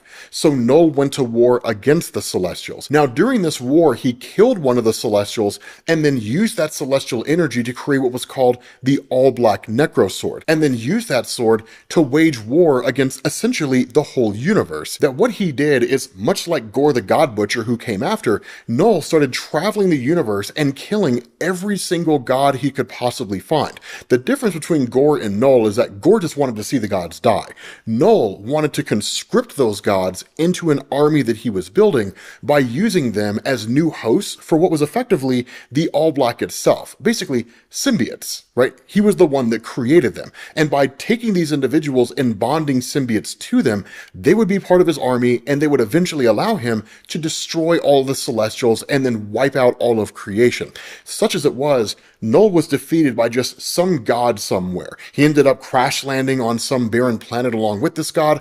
Gore found his sword. Gore picked the sword up. Gore went on his crusade throughout the entirety of the Thor comics. We don't need to talk anymore about Gore. But one of the things that we learned is that while Null had this army of symbiotes, as these symbiotes were bonding themselves to various people, they actually started picking up their moral codes. In effect, these symbiotes started becoming good guys, and in realizing that Null was a villain, they ultimately locked him inside of a world, and he remained there for time immemorial. Now, continuing on this timeline, eventually we get to Secret Wars 1984, where Peter Parker gets the Venom symbiote for the very first time. Peter doesn't know that it's a symbiote, and he doesn't figure that out until he gets back to Earth, and then he starts talking to the Fantastic Four, and Reed Richards says, "That's a living organism, get it off of you because it's consuming your life energies." Peter goes to a bell tower, he gets rid of the symbiote bonds itself to Eddie Brock. Now, we're going to leave Eddie out of the equation here for a little while. Suffice it to say that, as most of you guys know, that as Venom, Eddie becomes one of the most notable villains of Spider-Man. But instead of talking about Eddie, we're actually going to talk about the symbiote. And the reason why is because while it was originally just this organism that was pissed off at Peter for basically casting him off, that over the decades in Marvel Comics, they've had the symbiote bond to a whole host of different people. A good example of this is that the symbiote bonded to Anne Weying, the wife of Eddie Brock, and basically she became She-Venom. She actually ended up giving birth to a son named Dylan. We'll talk about him here in a little while. But he also had the symbiote bonding to like Flash Thompson, where it became Agent Venom. It bonded to a guy named Lee Price, and then eventually it returns to Eddie Brock. But by the time the symbiote comes back to Eddie, much like the old school symbiotes that absorbed the morality of their hosts and then turned against Null, the Venom symbiote did the exact same thing. It became a good guy. So by the time it rebonds to Eddie, both Eddie and the symbiote are trying to be superheroes. And that's where the King in Black story kicks off, because Null eventually escapes his prison. And when he does, he attacks the Celestials, overpowers and defeats them, and then bonds symbiotes to them. Now, we don't actually get to see that happen, which is one of the most disappointing things. They literally just arrive on Earth.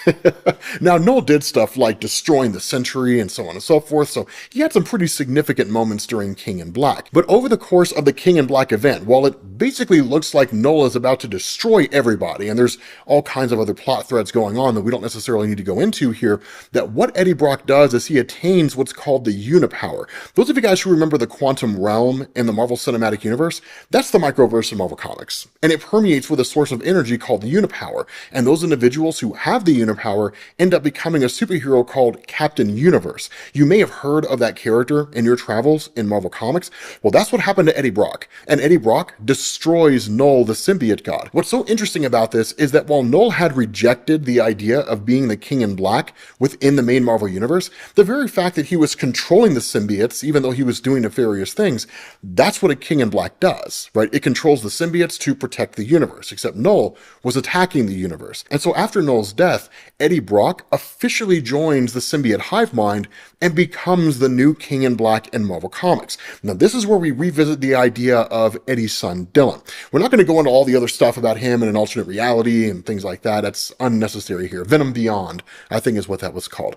What's important is that Dylan on Earth needed to be protected. But Eddie also realized that as the King in Black, his duty was to a higher authority, right? Protecting all of the universe. And so what Eddie does is he tells the Venom symbiote to bond to Dylan, and that the Venom symbiote will protect Dylan. Now, this is where the Venom comics became very confusing for a lot of people, because under Al Ewing, the Venom comics were actually split into two stories being told concurrently. One part of the story followed Dylan with the Venom symbiote. The other part of the story followed Eddie Brock as the King in Black. The only real thing you need to take away from Dylan's time with the Venom symbiote, which kind of becomes a plot point during Venom War, is that there were a lot of people that were hunting Dylan and trying to kill him and take the Venom symbiote from him.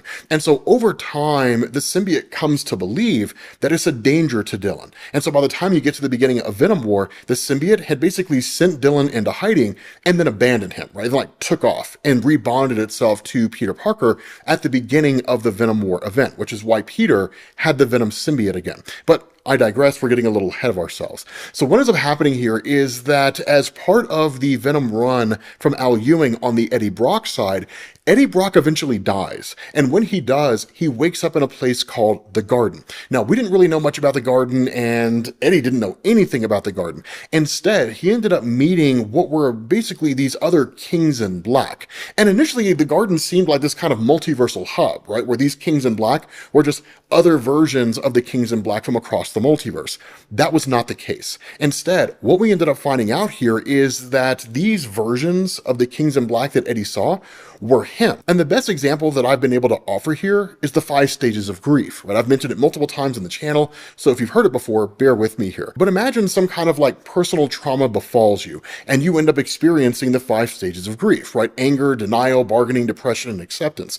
And imagine that each one of these 5 stages was a version of yourself that you could talk to, except instead of talking to them one at a time as you experience them, you can talk to them all at one time. And that's literally what these other versions of Eddie were. Bedlam represented rage, and Tyro, I think, represented like anger, or maybe it was like bargaining or something along those lines. I can't remember which one he represented. But above all these is Meridius. And Meridius is seemingly the guy who created the Garden. And he's like this ultra powerful dude who just manipulates all of time and space by having control of the symbiotes and so on and so forth. But this is where things get kind of wonky, because what you end up learning here is that where the Beyonders, again, exist outside of the multiverse and protect the multiverse from the Celestials, that the eventuality is basically where all the Kings in Black go. It's like their own afterlife, so to speak. Those of you guys coming from DC Comics, think of it as like the equivalent of the Speed Force for the Flashes. That the way the eventuality works is that whenever a universe comes to an end and it's destroyed, or that King in Black in that universe dies, that King in Black travels to the eventuality and joins the eventuality's hive mind. So it quite literally is the sum total of all Kings in Black who have ever existed across the multiverse. And so this is where you learn that's the fate that Meridius is trying to avoid. That going through these different 5 stages of grief, eventually Eddie will become Meridius, and that Meridius is supposed to just transition and join the eventuality. The whole goal of Meridius is to prevent that from happening. And so what Meridius did is he effectively came back to Earth and is one of the many people who has kickstarted Venom War by basically trying to find a way to destroy Eddie Brock and then seize control of the universe, and by doing so, prevent his eventual joining to the eventuality. Now, we know it's going to fail, and in fact, even when the eventuality was talking to Eddie and revealing its purpose, it said, there's a whole host of guys like Meridius out there across the multiverse. They always try to avoid joining, and they always fail. Eventually, they become one with me. One of the other cool things you learn here is that Peter was supposed to be the King in Black of the main Marvel Universe after Null the symbiote god, but Peter cast the symbiote off, and the symbiote bonded itself to Eddie, and seemingly that's the best thing to happen, right? Because Eddie turned out to be a much better King in Black than Peter Parker would have been. Why do I say that? Because more recently, Marvel gave us a comic where they showed us what would have happened had Peter Parker become the King in Black. He laid waste to the universe. He killed everybody in it, including his own daughter. Now, all that happened because Mary Jane Watson dies in the future, and so Peter controlling, or at least trying to control the universe, basically makes him into a bad guy, and so it's just like a future that's there, right? It's the reason why when Peter has the Venom symbiote at the beginning of Venom War, he gets rid of it and then gives it back to Eddie Brock. But this goes into the final piece of the puzzle, which I promise is much simpler than everything that we've talked about so far. It's Carnage. Now, the cool thing about Carnage with regards to all of this is that at the end of King in Black, Carnage and Cletus Cassidy, the traditional host for Carnage, they split, right? So the symbiote literally goes out into the multiverse. Cletus Cassidy gets his own story. We don't need to go into it here, but the Carnage symbiote goes out into the multiverse and basically wants to become the new King in Black to replace Eddie Brock, seize control of all the symbiotes across the universe, and then turn the universe into a veritable bloodbath, right? Non-stop slaughter 24/7. It would be pandemonium under Carnage. And so what Carnage starts to do is he starts killing various people across the universe who have all been a host for the Venom symbiote at some point in time. That goes into something called codices. We don't really have to go super in-depth into it. Just imagine that, like, if the Venom symbiote was at 100% when it bonded to Peter Parker originally, when it left Peter Parker or Peter Parker got rid of it, that it was at 99%. And then it bonded to Eddie Brock. And then when Eddie Brock lost it and it bonded to somebody else, it was at 98%, so on and so forth, right? It leaves a little piece of itself behind.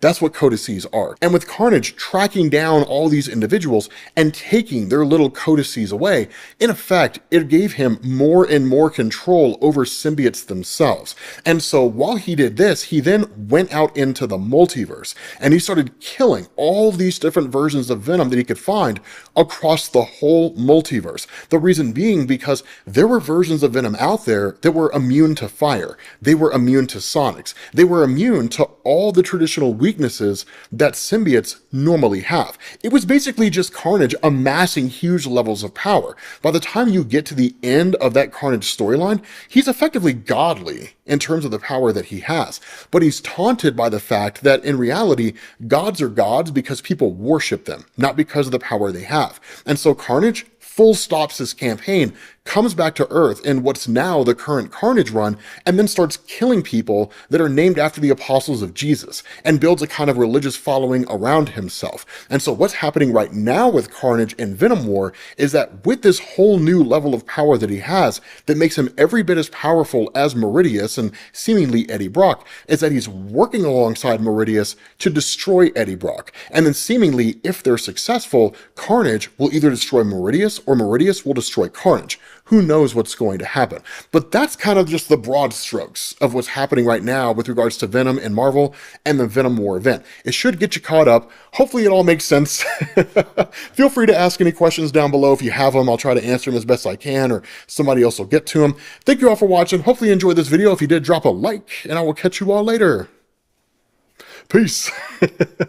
What does it say that the Venom comic, the tie-in to the main Venom War event, is better than the Venom War event? It's crazy. So what this does is this brings us to Chthon in Marvel Comics, a guy you rarely ever see, but is immensely powerful. And one of the things to keep in mind about the Venom comic tie-in is we still don't fully understand what's going on. All we know is that Dylan Brock, the son of Eddie in the future, has come to the present day to stop some kind of future calamity. So we're learning about this as we go along. Now, Doctor Strange from the future is the one who sent him on this mission, and that's why he's with Doctor Strange in the present day. Literally, Future Strange told him, go find myself in the present day, talk to him, explain what's going on, he will help you. And so what happened is that Dylan was on a kind of quest to basically magically imbue a kind of weapon of sorts that he could use against whatever future threat that happened to be. This leads them to the Flickering Realms, the home of Chthon. Now, one of the cool things that happens here is that Doctor Strange tells Dylan Chthon is more than a demon. He is to demons what the universe is to humanity. Now, this is a very, very interesting statement to make here, because as we mentioned in previous videos, when it comes to Chthon, he's the most powerful of all the elder gods who ever existed on Earth. Cyttorak and all those different guys, right? Cyttorak, of course, being the one that gives Juggernaut his power. And so to say that Chthon is to demons what the universe is to humanity, I wouldn't go so far as to say that this invokes people like Mephisto, so on and so forth. I would be kind of curious to see who would actually win in a conflict between Mephisto and Chthon. If I were a betting man, I would say Chthon would probably win because Chthon wields chaos magic, but it does create an interesting scenario. But Stephen Strange continues on and kind of informing Dylan and ostensibly us about the nature of Mephisto, where he says he will challenge you and he will test you. He will ask you for something in return for his help. It might seem small, but whatever it is will be valuable. And so where Dylan responds in saying that I have nothing to give, the response of Stephen is, you have plenty. You take it all for granted because you don't understand the value of it, but you have a lot. You have things that he has never had, and he will take them if he can. And he says he will twist any deal and he will take all he can. Be very, very careful, Dylan Brock. And as Dylan and Stephen Strange descend down into the throne room of Chthon, Dylan suddenly finds himself in the future. Now, that's one of the cool things about the nature of Chthon, is that given the level of power he has and the ability to wield chaos magic, when you're in his realm, he is, by all standards of measurement, God, as far as you're concerned. He can do anything he wants to and create any illusion he wants to. When Dylan shows up here, he sees Chthon as just a regular guy. Now, we will see Chthon's true form. Don't worry, this is not one of those stories where it's just he appears as a dude and that's it. But what we also get is this kind of revelation of Dylan's future, where Chthon says, I like what you've done with the place, nothing like the smell of nuclear fallout in the morning. And that where Dylan's kind of like, are you Chthon? His response is, I am the Lord below, or in this case, above. And so where Dylan kind of begins to ask, like, Chthon, I've come for your help. Chthon just sort of finishes it, finishes that statement for him. And he's like, I know why you're here, Dylan Brock. You broke the world. Well, I suppose it depends on how you look at it. Personally, I rather like it. It's very quiet, peaceful, in a dystopian way. And so I love the way they're written, right? One of the best things about Cronenberg is that she writes stories in a really, really character-driven way. And so it's really awesome to see Chthon just kind of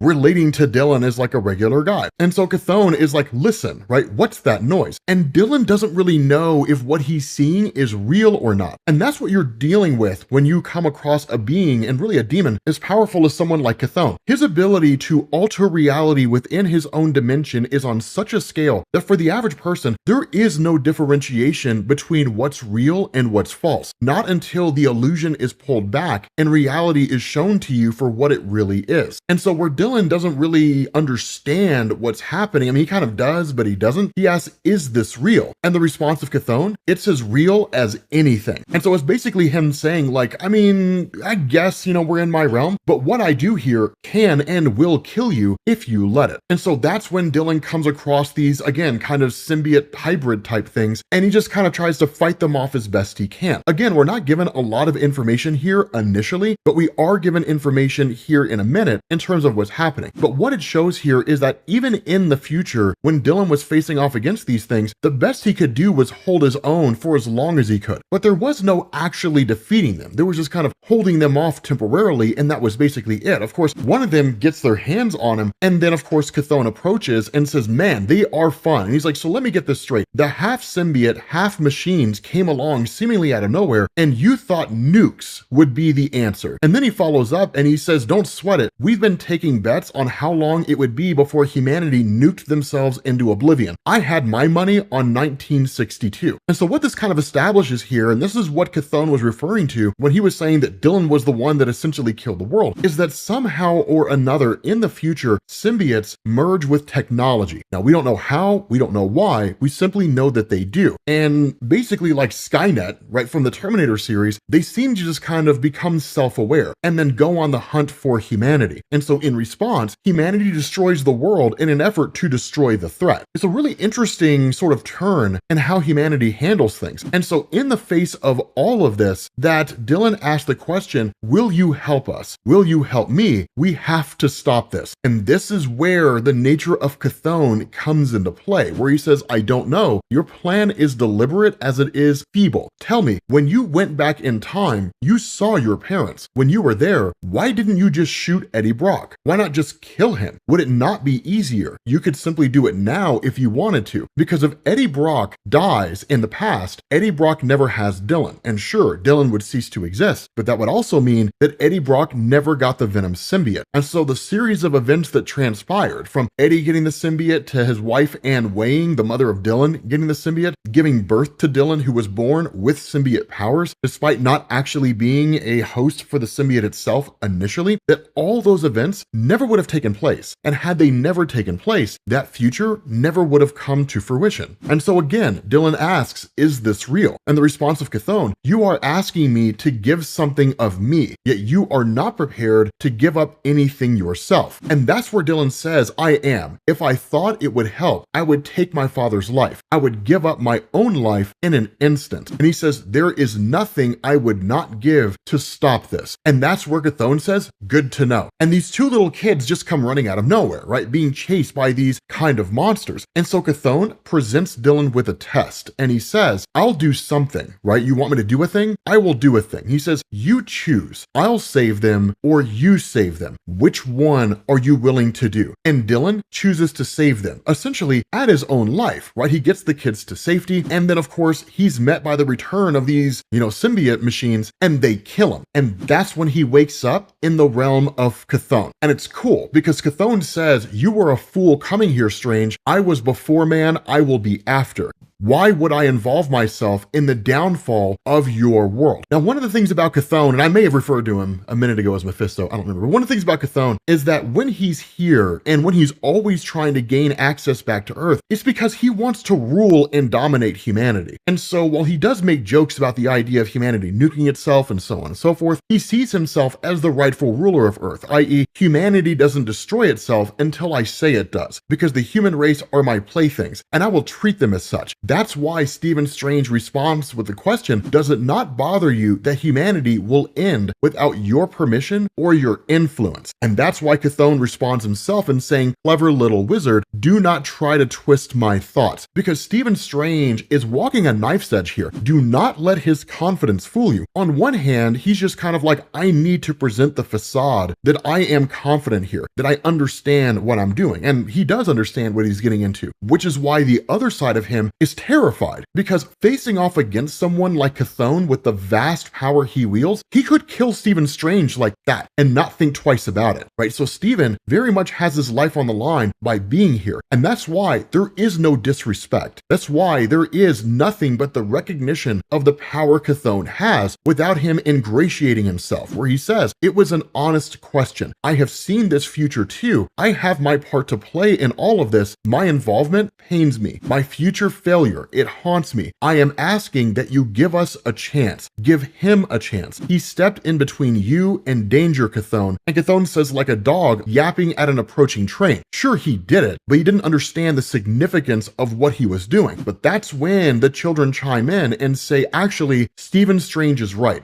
He saved us. He passed your test. The whole purpose behind this test was to ask the question, is he approaching you humble in recognition of your power, or is he approaching you arrogant in defiance of your power? And he's approaching humble. Therefore, he deserves a shot. And that's why Chthon says, very well, Dylan Brock, I will help you for a price. Now, this is really cool, right? Because Dylan asks, like, what is this price? And the response of Chthon, what do you say, girls? Now, of course, again, they are part and parcel to Chthon himself, so to hear them speak is to hear him speak. But they say, I will have your first love and all you know of your mother. I will have the music you know and your relationships. I will have your taste. I will have your dreams at night. And Chthon says, and I will have your name, Dylan Brock. And that's where Stephen looks at him and just says, remember what I said, Dylan, right? And that's the cool thing. Stephen Strange cannot tell him what to do. I mean, he could, but in reality, only Dylan understands the significance of these things. And only he understands the value of these individual things. And so that's where Dylan asks, if I give you all of this, you will infuse your magic, your chaos magic, in the weapon that I have and send us both back to the Sanctum Sanctorum safe and sound. The response of Chthon, I will. And so that's where Dylan agrees and says, then I accept. And so what happens is that we get this kind of monologue to a degree, right? The molten metal gleams, stirring slightly as the chaotic magic touches it. And as it melts together, both man and symbiote feel strangely empty, but they do not know what is wrong or what is missing. Now, it's really interesting because in that final statement here, right? They do not know what's missing. If the knowledge of a thing is removed from you, then you don't know that you ever had knowledge of that thing in the first place. And so that's why they don't know what they're missing, because they don't know they ever had it, right? With the whole thing of Dylan, Stephen Strange starts to wake him up, right? Shaking him and saying, hey, Dylan, are you okay? And Dylan's response, who is Dylan? So he doesn't know who he is. He's lost his entire identity. He doesn't know who his mother is. He doesn't know who he ever fell in love with. Everything that makes him who he is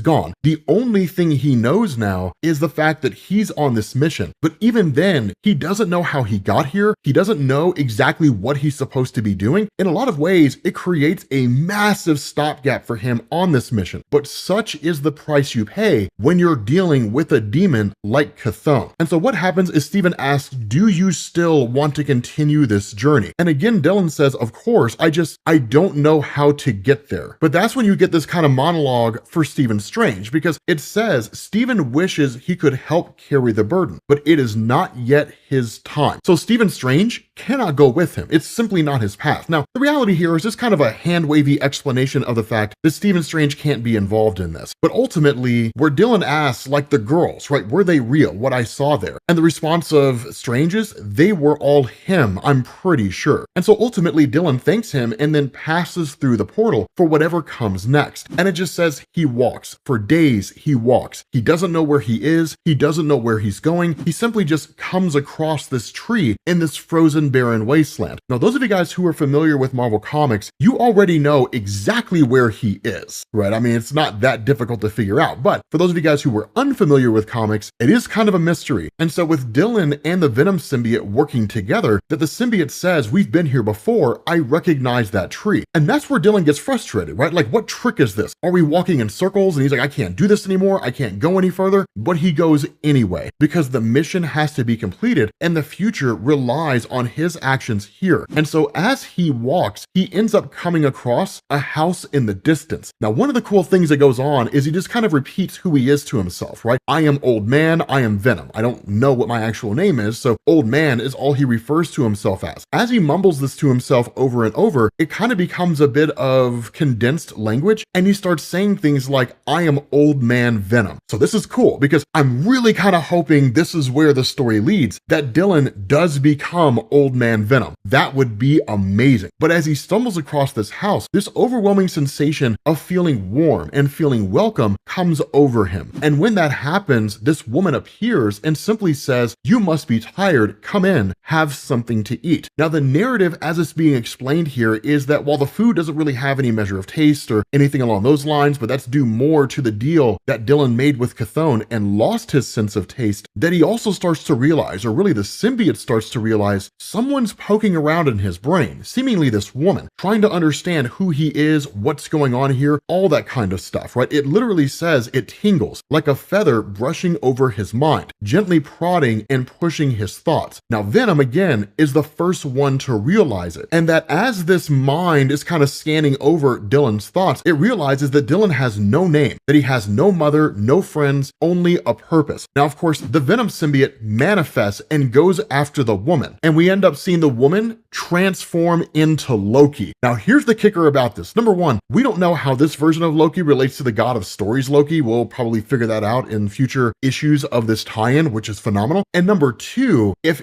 anybody out there has the power to undo what Chthon did to Dylan Brock, it would be Loki. He is way more powerful than people think he is, especially if this is the God of Stories Loki. But with that being said, guys, we're going to bring this video to an end. Let me know what you think down in the comments section, and I will catch you all later. Peace. What's going on, guys? This is Rob, and we are back with Venom War. And because we're doing some catch up here, because it's been a couple months since we did anything with the Venom War event, we're actually going to do this in reverse. We're going to do Venom number 39, and then we're going to go into Venom War number 4. And that's going to allow us to kind of fill in the gaps between things that have gone on and offer a bit of a refresher here. And the first part of this comes in the form of Meridius. And that's where things are interesting, because while the King in Black will die, it won't actually be Meridius. But one of the things to kind of keep in mind here is that in the same way that humans evolved from like primates to modern man, Eddie Brock himself as Venom will evolve into Meridius. It's seemingly inevitable. No matter what Eddie does, he will eventually become Meridius. So think of Meridius as like Eddie Brock in the future. And so Meridius trying to essentially take control of the universe as the King in Black and remove all opposition in his path. He has the ability to travel back and forth through time, not that dissimilar from Kang the Conqueror. And that's why what you see here is Meridius going all the way back to the early days of humanity. Now, we don't know exactly why he's doing this, specifically if Eddie Brock is his main target. You could just kind of go back to a moment where you could basically kill Eddie or send Eddie down a different path or something along those lines. But again, it runs into some paradox issues, right? Like, if Meridius kills Eddie, then how does Eddie become Meridius? But ignore all that, it's going to make your brain fry. So, what this does is it just kind of says that, like, as Meridius had traveled through Earth's history, he had seen humanity do all kinds of different things, right? In his waking moments, he relives the history of men without interfering. He feels little as they build, burn, and kill each other over their imaginary differences, repeating the same mistakes generation after generation. They excuse it all with their ignorance, because there's a guy who's preaching the word of Christ, right? He basically quotes Jesus when he says, forgive them because they don't really know what they're doing. And so literally it says, but Meridius knows. They may not know what they do now, but they will learn, and it will not stop them. Despite knowing that by waging war against each other, humanity's goose-stepping itself into its own oblivion, people will continue to do so anyway. And so it says, for millennia, he has been waiting. He has slept through the world wars, planning and preparing for this moment. It is time. It is his time, because he just kind of moves into like this house, living a very innocuous life, which is kind of a big separation from what Marvel traditionally does when you talk about villains going back in time and doing things. Kang, for example, went back in time and then made himself basically Pharaoh, started calling himself Ramatut, and tried to rule Egypt, and successfully did until he was ultimately defeated by a combination of the Fantastic Four and Apocalypse. But the fact remains, right? You don't really see villains going back in time and then just kind of like buying a car and moving into a house and just living there for a while, right? You never really see them doing that. And so there's a knock at the door and you end up realizing that it's actually Carl and Jamie, the parents of Eddie Brock. And so, of course, he just introduces himself as Eddie because technically he is. They don't know that he's like their future son, right? Like however long into the future. But ultimately, they're just kind of like, I mean, that's a cool little name. Like we made you a pie and that kind of thing, right? Because, you're the neighbor, you moved in, we do kind things for you. We just wanted to say what's up. Unless you're my neighbors and then you just kind of creep around the house trying to figure out who I am because they lived here for a while and suddenly I showed back up again. But the important thing is this. You get this really, really cool philosophical ideology when it comes to like Meridius and how he perceives humanity and really how he perceives himself, right? He says, when the worth of humanity is weighed, all the destruction, cruelty, and selfishness on one side of the scale, it is always the banal, simple existence of love on the other. A mother's love, the love between friends, between lovers, the love that can make you give your life for someone else, because you know that if they love as you do, it will be worth it. There's nothing to guarantee that it is. We just kind of indiscriminately decide that it is. And so he says, so what of a man without love? What worth does a man who cannot show love for his son have? And what becomes of an unloved boy? It's really, really cool, because one of the things to remember about Eddie Brock's life in Marvel, it's incredibly tragic. It's a very, very sad and tragic life. His mother died giving birth to him. His father, Carl, was very, very cruel to him. So Eddie grew up in a very neglected household, never quite feeling as if he was good enough. And it's one of the reasons why, if you kind of go over his character's history and look at it as more than simply just like, Eddie was a journalist who lost his job and he was angry at Spider-Man. Then he became Venom. And the rest is history. And you actually look into kind of like more of a sort of character in-depth analysis, you come to this realization that Eddie Brock losing his job to Peter Parker was not just him losing his job. It was Eddie Brock losing everything he worked for. And for a guy who had never felt like he was enough, losing everything that made him feel like he was enough, pushed him all the way to the very bottom, and it destroyed his very sense of self. So it's really cool, right? When you take all these little bits of history and you throw them together, and it kind of comes together to create this really complex narrative of Eddie Brock as a kid. And so it says, the indifferent witness to the history of mankind sees the beginning of his own with something like curiosity. Eddie Brock is 9 years old. He had just learned that his mother died giving him life. The hurt he feels will never go away. Eddie Brock is 11. He spends every afternoon studying in a futile attempt to impress his father. Eddie Brock is 13. He has stopped looking for his father in the bleachers, but Meridius is there. Eddie Brock is almost a man. He cannot hear his father's screams. There's panic in them. As Meridius hears it, he realizes that is what he is here for. He is there for the panic in Carl Brock's voice. He is there for the moment of concern for his son. Or is it anger? He is there for the moment that Eddie Brock goes from neglected teenager to monster, and he wonders to what extent this human has affected him, and what, if anything, remains of the Eddie Brock within him now. Now, there's two different ways to look at this, right? I mean, number one, this whole idea of Eddie Brock as a teenager basically going out, getting drunk, accidentally killing the neighbor's kid, that was all from Venom Volume 4 under Donny Cates, right? It was a really cool element of his history where it kind of showed how the mistreatment of his father had effectively destroyed his life even at a very young age. Now, ultimately, Carl himself goes bankrupt, basically trying to keep Eddie Brock out of prison and so on. And so there's a lot of animosity between Eddie and his father. But the fact is that for Meridius observing all of this and seeing how his life unfolded, it's one thing to look back on your life and to see all these little moments and to say, man, this happened and that happened and all these things have come together to shape me into the person that I am now.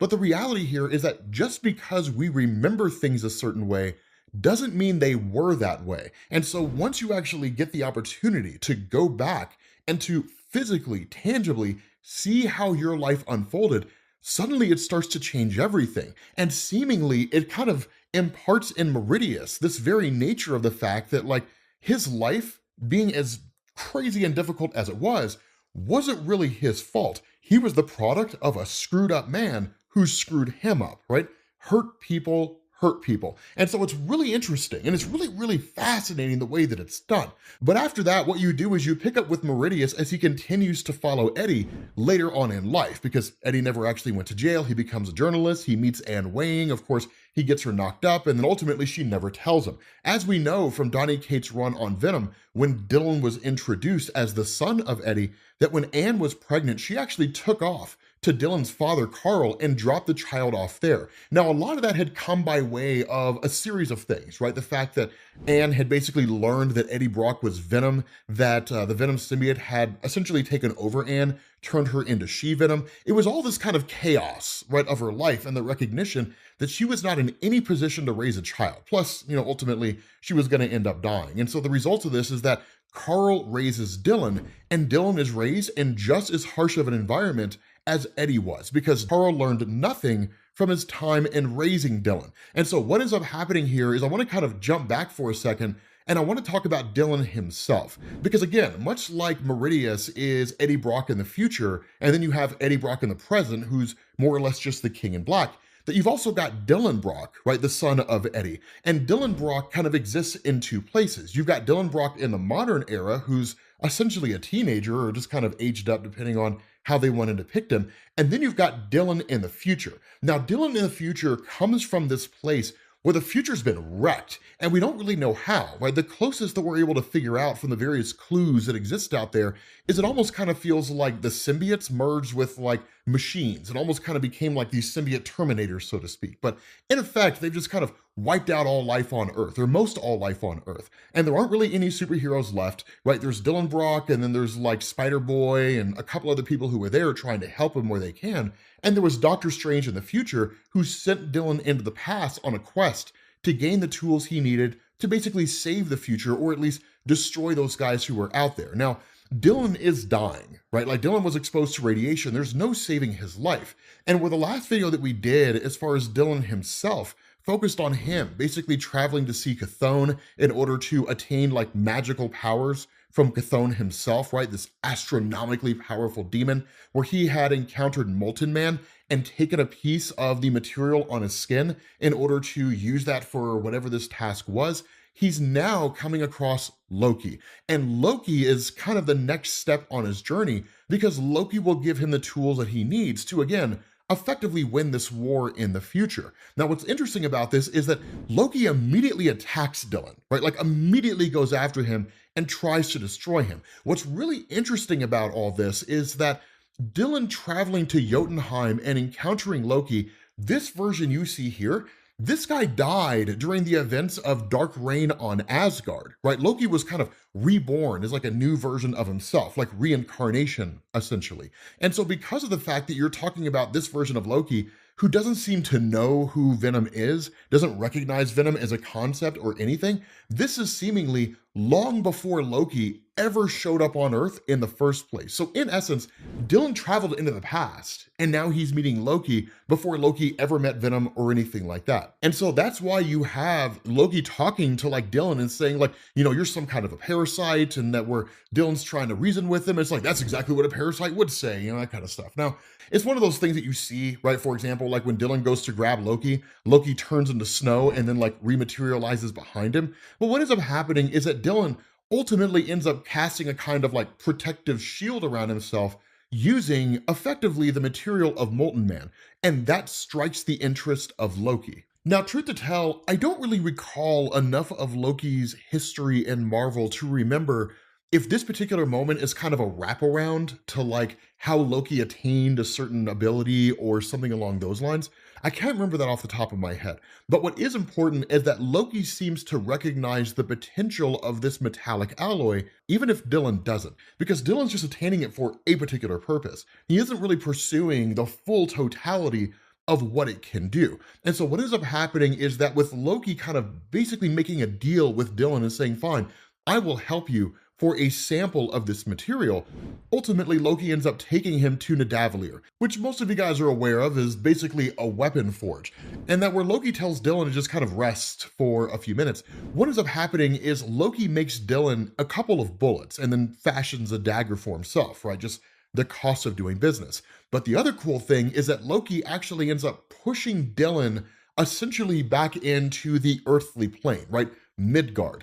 And what ends up happening is that where you have Meridius watching Eddie and weighing, that Dylan just kind of comes flying through, and Meridius realizes this is where Dylan kind of reappears. Now, the fight between the two of them isn't massive, and seemingly because Meridius can go back and forth in time, at this moment in his existence, he hasn't actually partaken in the Venom War yet, because from his perspective, the war has not actually started. Either that, or he simply just doesn't remember the fact that it ever took place, given how long he's been around. And so where Dylan's like, I remember you, right? Like you were from the war and that kind of thing, that Meridius doesn't really know what he's talking about. And that's why I say the conflict is very, very small. But because of the fact that Dylan is carrying a symbiote, and because of the fact that Meridius, as the King in Black, can tap into the symbiote, he literally does exactly that and goes into Dylan Brock's mind. Now, what happens here is kind of interesting. Because Dylan Brock is dying and taking over the host of a symbiote by physically touching them and encountering their symbiote, seemingly it allows for the very nature of what infects one person to pass to another. And so in essence, the infection of Dylan is now in Meridius. Now, it doesn't seem to be enough to kill him, but in essence, because Dylan's dying, it seems to put forward this idea that now Meridius is dying. Now, we don't know for sure, it's really more just speculation, and only time will tell as the story goes on. But in reality, because of the fact that Dylan's on a mission, and Meridius just kind of represents a distraction here, he ends up opening a time portal and then comes to the modern day to see the death of Eddie Brock at the hands of himself when he's younger. Now, how does all this tie together? Okay, let's jump to Venom War issue number 4. Now, one thing to keep in mind, we're leaving all these futuristic counterparts out of here with the exception of Meridius. And again, we'll kind of square that circle when we get to it. The long and short of this is that in the last video that we did, Peter Parker had the Venom symbiote. And for a moment, Peter Parker was actually given the ability to see what life would be like had he become the King in Black. And what would have happened was that somewhere along the line, seemingly in this moment here, that Mary Jane Watson was gonna die, right? Out there dealing with all the zombie symbiotes and everything that we don't need to worry about. But what would have happened in that future was that Peter, following the death of Mary Jane, would have taken out everybody here. He would have seized control of their symbiotes. He would have become the new King in Black, which actually he was supposed to be in Marvel. And then ultimately he would like expand his control across the world and into the universe itself. And all that would be left would just be like a ragtag group of superheroes who were all essentially destroyed by Peter, which included his daughter. And so because of the death of Mary Jane, Peter effectively became a villain by trying to impose order and structure on a universe that didn't want it. And so Peter, realizing that if he had the Venom symbiote, it would lead to the ruin of all, got rid of it. And he ended up giving it back to Eddie Brock, as well as Dylan, the son of Eddie, in this current modern age. And so the cool thing about what's happening in the present right now is that while Dylan, as his younger self, has a symbiote, Eddie is also Venom as well, meaning that the Venom symbiote is actually split between two people. And that's not something that you ever see in Marvel. In fact, I can't think of a time where we had ever seen that before, where like any one particular symbiote was actually connected to two hosts at the same time who were both wearing parts of that symbiote. And so initially the immediate threat is Bedlam, right? Who's just kind of a version of Eddie, which you don't need to really worry about. He's just kind of a crazed version, right? Like, what if the Incredible Hulk got the symbiote? Kind of, to a degree, which is actually a really dope concept. But of course, this leads to Flash Thompson showing up as Agent Venom. Now, the only thing that differentiates Flash Thompson from everybody else is that Flash Thompson, as Agent Venom and really as the anti-Venom symbiote, has the ability to neutralize and destroy other symbiotes. And so in essence, it would be like pouring an incredibly powerful acid on a very, very weak material that cannot withstand that acid. It would literally just be dissolved and destroyed. And that's why when Flash Thompson shows up here, he destroys the Bedlam symbiote like that. And so at that point, it's just kind of like, okay, what do we do here, right? Like, what's going on now that the Bedlam threat has been defeated, right? Basically been neutralized. Meridius is the threat out there, keeping in mind that Carnage is still out there, right? Trying to basically seize control of everything. Remember, the main goal of Carnage is to basically kill all the Venom symbiotes, take all their power, and then he wants to become the new King in Black. And so ultimately, they're all kind of made aware of the fact that there are like zombiotes out there, symbiotes attached to like dead bodies or otherwise under the control of Meridius and just wreaking havoc and turning everybody on Earth into symbiotes. And so what you get here is kind of a conflict, right? Where like the main zombiotes break in and they start attacking everybody.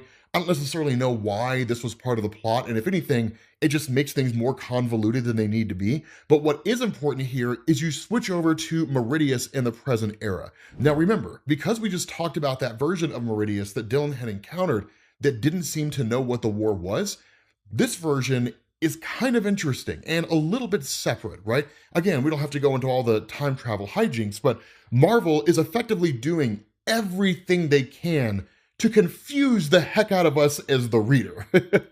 But what is important here is that Carnage is just kind of lingering in the background. And Carnage is almost this Mephisto type character, right? Mephisto, you know, the demon who's always trying to trick you into making a deal or something along those lines. Carnage does the same thing here because Carnage has All Blood, the Necrospear. If someone with a symbiote takes this Necrospear, it would give Carnage a way in, the ability to infect that person. And depending on how strong their will is, Carnage would take that person over. And that's the reason why he offers Meridius the spear and says, hey man, like take it, right? I mean, with all the threats and everything going on out there, right? You obviously want, you know, Eddie and Dylan destroyed. Like you want them done and gone. Take this, man.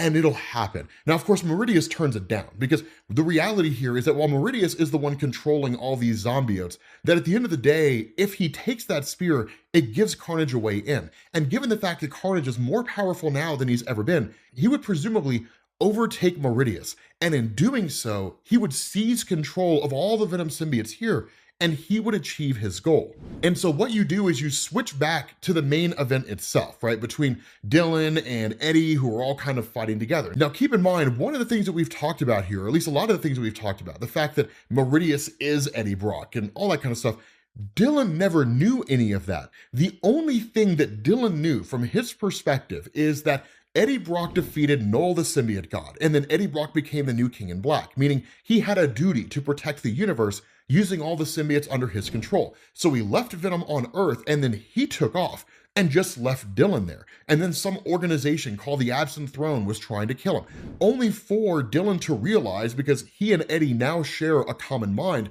they're connected through the Venom symbiote, for Dylan to realize that Meridius is the leader of the Absent Throne. Meridius is what Eddie Brock will become, despite the fact that Eddie Brock is trying to keep himself from becoming Meridius. And so in essence, Dylan's just kind of like, the future version of my father is the one trying to kill me, right? The one trying to destroy me, and has been the entire time. Now, the reality here is that, Dylan understands the difference between Meridius and Eddie as he sees them in the here and now. But the fact is, you just can't help but feel a little weird about the fact that some version of your dad is trying to kill you. And so because of the fact that all these zombiotes are under control of Meridius, the response of Dylan is, okay, if Meridius is you, Dad, but a future version of you, then the reality is you have the same powers. You can do the same thing, right? You control symbiotes as the King in Black. Meridius controls symbiotes as the King in Black. In effect, there's two Kings in Black running around here. So if you can do everything that Meridius can do, then the only question to be asked here is, which one of you is more capable at doing it? But in the here and now, use your powers and find a way to basically get rid of the zombiotes. And so what ends up happening is something that's not supposed to be able to happen, but is a testament to how powerful Eddie Brock is as the King in Black. He merges the symbiote with the anti-venom symbiote. Now, the reality here is that anti-venom should destroy the venom symbiote, like as soon as those two things meet. But Eddie is able to actually manipulate both symbiotes in such a way that he can use their powers and have all their strengths with none of their weaknesses. And so what he does as the King in Black is he channels all this power and feeds into the zombiotes themselves and starts deactivating them, literally starts shutting them down. And ultimately, Meridius, watching all this unfold, is quite literally watching Eddie Brock undo everything that he's been doing. And so seemingly in a moment of desperation, he seizes control of the spear of Carnage. And this gives Carnage his end. Now, it's not enough, seemingly right off the bat, for Carnage to just be like, now I'm in control, right? Where he's like, Emperor Palpatine, unlimited power, it's not really anything like that. But it does creak the door open just a bit, just enough for Carnage to kind of start eking his way in. And then while Meridius is seemingly doing everything he's doing, for Carnage to start seizing control. And that's exactly what goes on. Because what happens here in this moment is that because of the fact that there is in effect a kind of bridge, right? Meridius and Eddie Brock were able to do the same thing. They're essentially the same person. If you can infect Meridius, you can infect Eddie. And so what happens is Carnage eking his way in, Meridius literally overtakes all the different symbiotes that are out there and kind of undoes what it is that Eddie's doing. But in this moment, Carnage takes control. And what ends up happening is he seizes control of Eddie and literally converts Eddie into essentially a Carnage symbiote. The Carnage himself is now the new King in Black. And Dylan looking at this and realizing that Carnage's sphere of influence is growing, that every single one of these zombiotes that were out there that were previously Venom zombiotes are now Carnage zombiotes.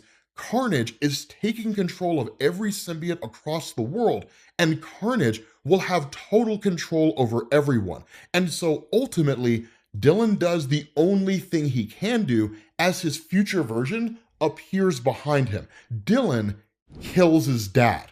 With that being said, guys, we're gonna bring this video to an end, leaving you guys on a massive cliffhanger. Yes, I love Al Ewing, but there are times when Al Ewing struggles to make sense and keep things orderly. Thank you all for watching, and I will catch you all later. Peace.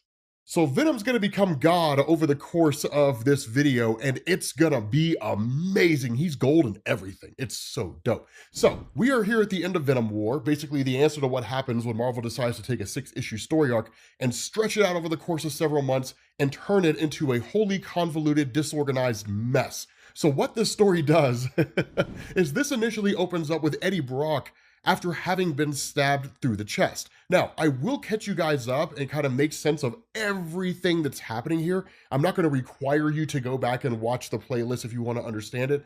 It is there if you're going to want a more comprehensive explanation of what we'll talk about here. But in effect, in the last video, and what had kind of been building up to this point, is that yes, Meridius is a future version of Eddie, right? The person that Eddie will become if he continues to hold on to the Venom symbiote and stayed the King in Black in the aftermath of his defeat of Null, the symbiote god.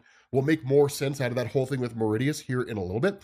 But even Meridius himself wasn't necessarily sure that he was going to win. And so in order to solidify his victory against Eddie, he allied himself with Carnage, because Carnage is kind of a rogue symbiote that exists out there, that technically speaking, Eddie Brock as the King in Black can control all traditional symbiotes, but when Carnage bonded itself to Cletus Cassidy, it just sort of like broke away from the symbiote hive mind, which is why Carnage has always kind of felt like an island unto himself when it came to all the other symbiotes that are out there, because he kind of is. But Meridius allying with Carnage also meant that he was able to build on all the power that Carnage had acquired as he was traveling through the multiverse, killing every version of Venom he could possibly find, acquiring power of his own so that he could kill Eddie and try to become the new King in Black, right? So effectively, Meridius and Carnage had the same goal. They were just going about it in different ways. And so when Meridius made the deal with Carnage, he ends up taking the all-blood spear that Carnage had, kind of Carnage's own version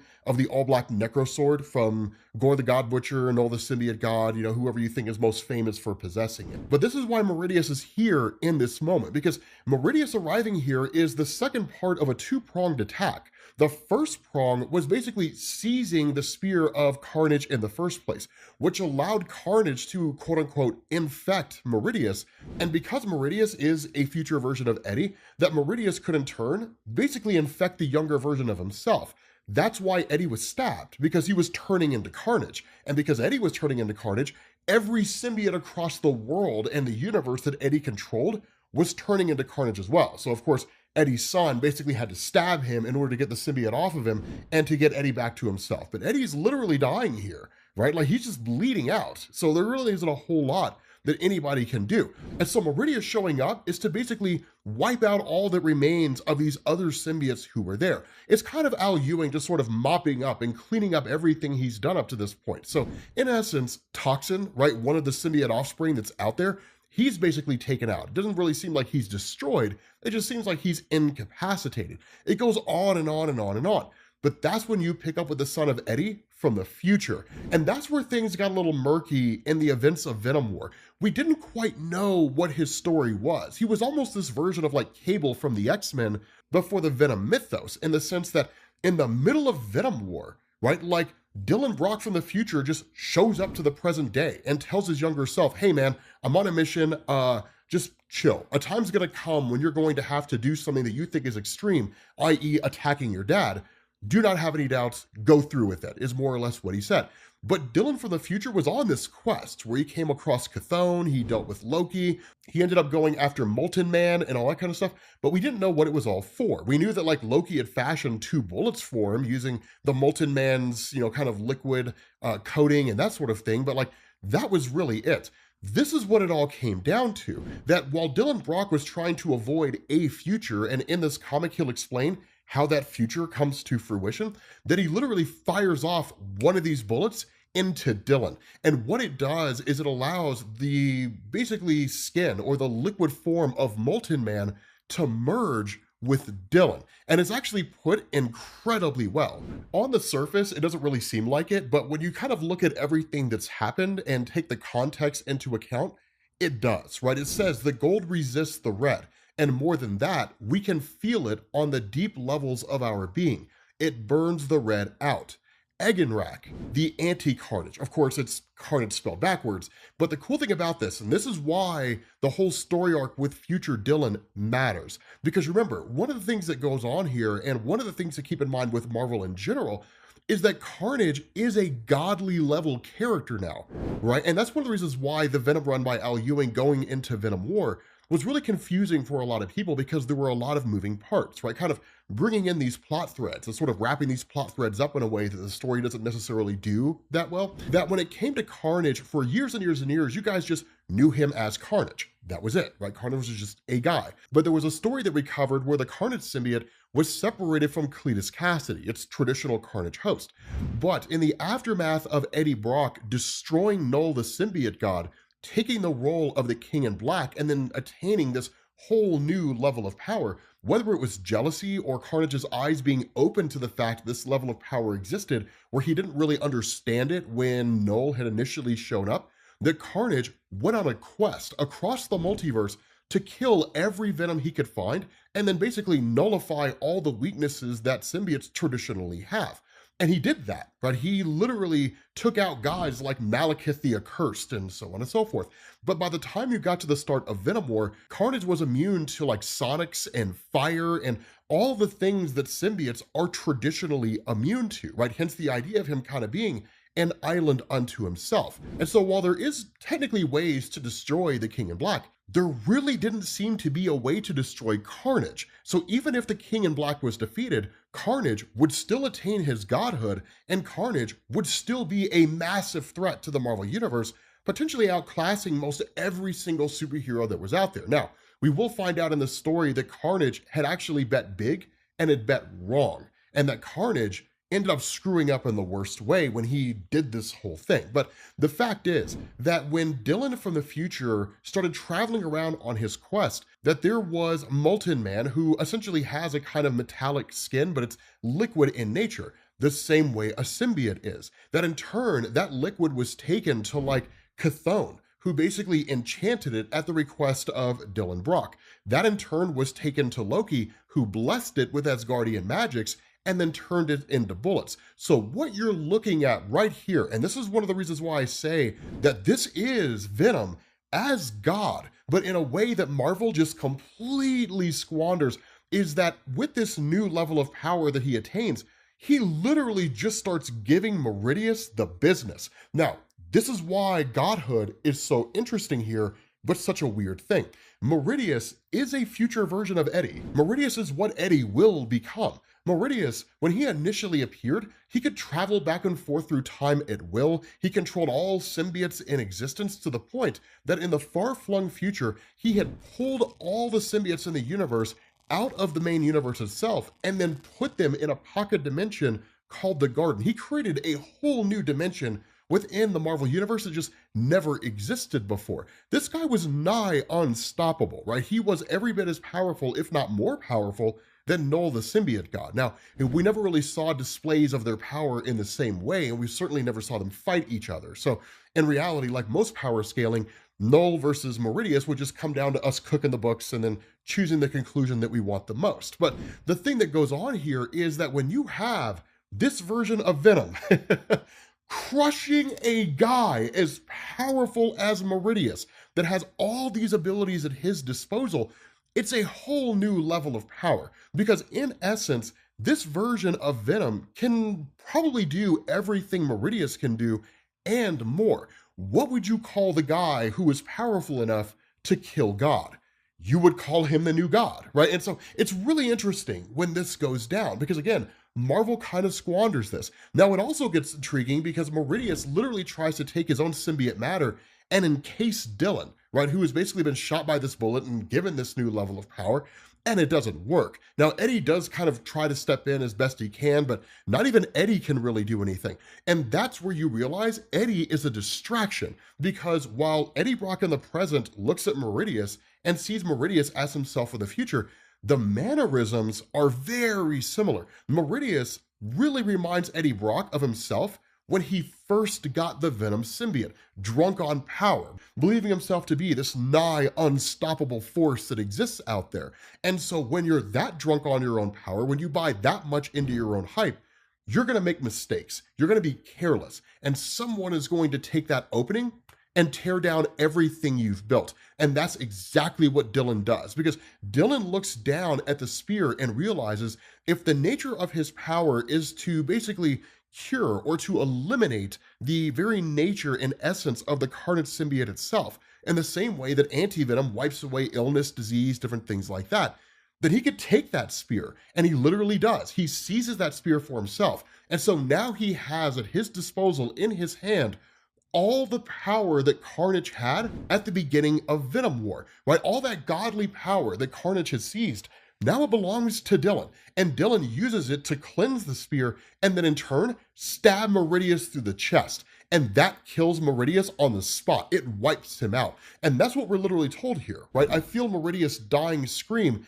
at the edge of our connection as he echoes through his own, touching all that he touched. His special monsters, his symbiote Frankensteins, his zombiotes, right? The zombie symbiotes are running around Marvel, a story that was squandered almost as fast as it was created. The mindless unlife they had dies with him, and they fall all across the city, all across the world, right back to the source. Every symbiote bonded to a human ceases to function, melting into inert symbiote matter. Every single one. Of course, the implication being here, everyone but Lee Price. Why? Well, I don't know, because Marvel doesn't want to kill him off. The plot demands it. Who knows? Technically, he should be done and gone, right? For those of you guys who don't know who Lee Price is, Lee Price was Marvel's attempt to kind of introduce a new alternative to Eddie Brock and to kind of give him his own story, right? What would happen if, like, not really a traditional villain, but basically a guy who was just a dick got the Venom symbiote, right? Like, that was Lee Price. Now, I liked Lee. I thought Lee Price was kind of cool,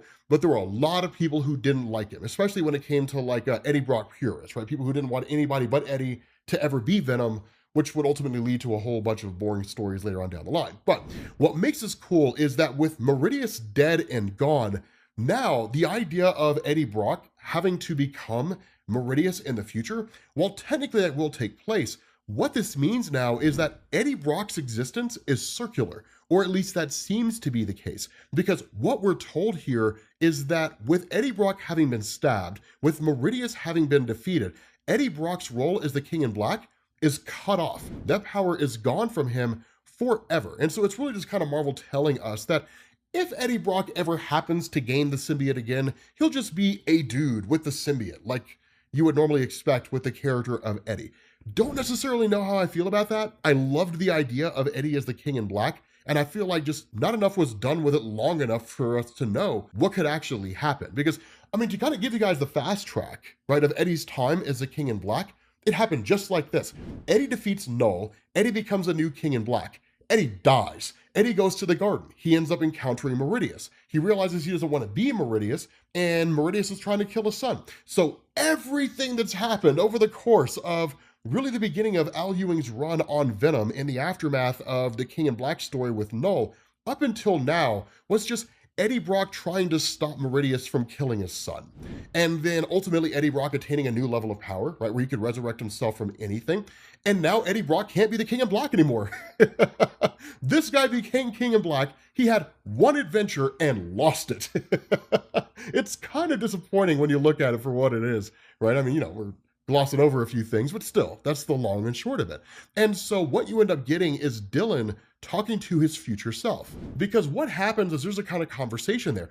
Dylan in the present still doesn't fully know what's going on. Even with this new level of power that he has as this like golden symbiote and the son of Eddie, he still doesn't fully grasp everything. So he's like, you know, I guess I should thank you, future me, for what you did. And his future version is like, what are you talking about? Like, you really don't get it, do you? And he's like, the big bad who made my future happen, where symbiotes basically took over everything, wiped out pretty much all the superheroes, and basically I'm effectively dying, right? Like the person who was the big domino that started the whole topple of the world in the first place. I told you what you wanted to hear, what you expected to hear, that Eddie Brock had started it. It all started when I beat Meridius tonight, when I took Venom back. But now that won't happen. I fixed it, I can rest. I'm sorry, kid, but that bullet had your name on it. And so that was the whole idea behind it, right? Dylan, when he initially came back and talked to his younger self, he's like, yeah, man, that's why you're probably gonna have to stab your dad, right? That kind of thing.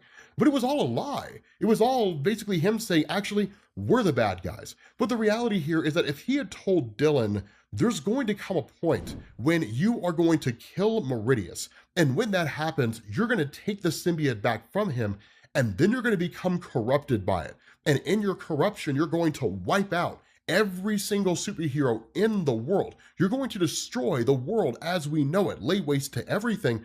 Then Dylan would have done nothing at all. He wouldn't have been here. And then likely Meridius would have ended up winning. And then whatever Meridius wanted to do is what the future would have become. So the best thing for Dylan from the future to do was to lie to his younger self, right? Just kind of create this circumstance where he would be momentarily distracted enough that Dylan could effectively secure the victory, not just here, but for the future as well. So future Dylan ends up going back to his time. Now that's where things get a little murky, run into paradoxes, and so most likely Dylan's future is now an alternate reality, in the same way that things like Days of Future Past are alternate realities in Marvel Comics instead of like the guaranteed future, because that guaranteed future was prevented.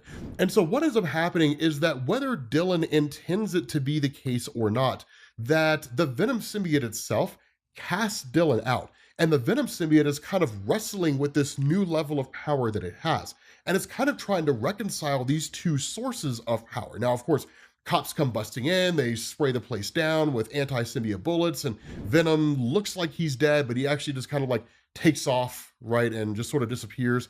And that's it. But what this does, and there is a little kind of a epilogue here, which is immensely cool. What this does is, in effect, it sets the stage for the new, all new Venom comic that's going to be coming out, where like there's going to be a new host for Venom. Now, as most of you guys know, the movies don't really copy the comics anymore. Instead, the comics copy the movies. Because the comics aren't maintaining Eddie Brock as Venom just because of the Sony films, it's anybody's guess who the new host is going to be. And I imagine Marvel may not even know, right? I mean, they're probably figuring it out, right? But still, like, Eddie Brock is no longer Venom in the movies, so there's no reason for Eddie Brock to stay Venom in the comics. I know it sucks, but that's kind of how Marvel does things now.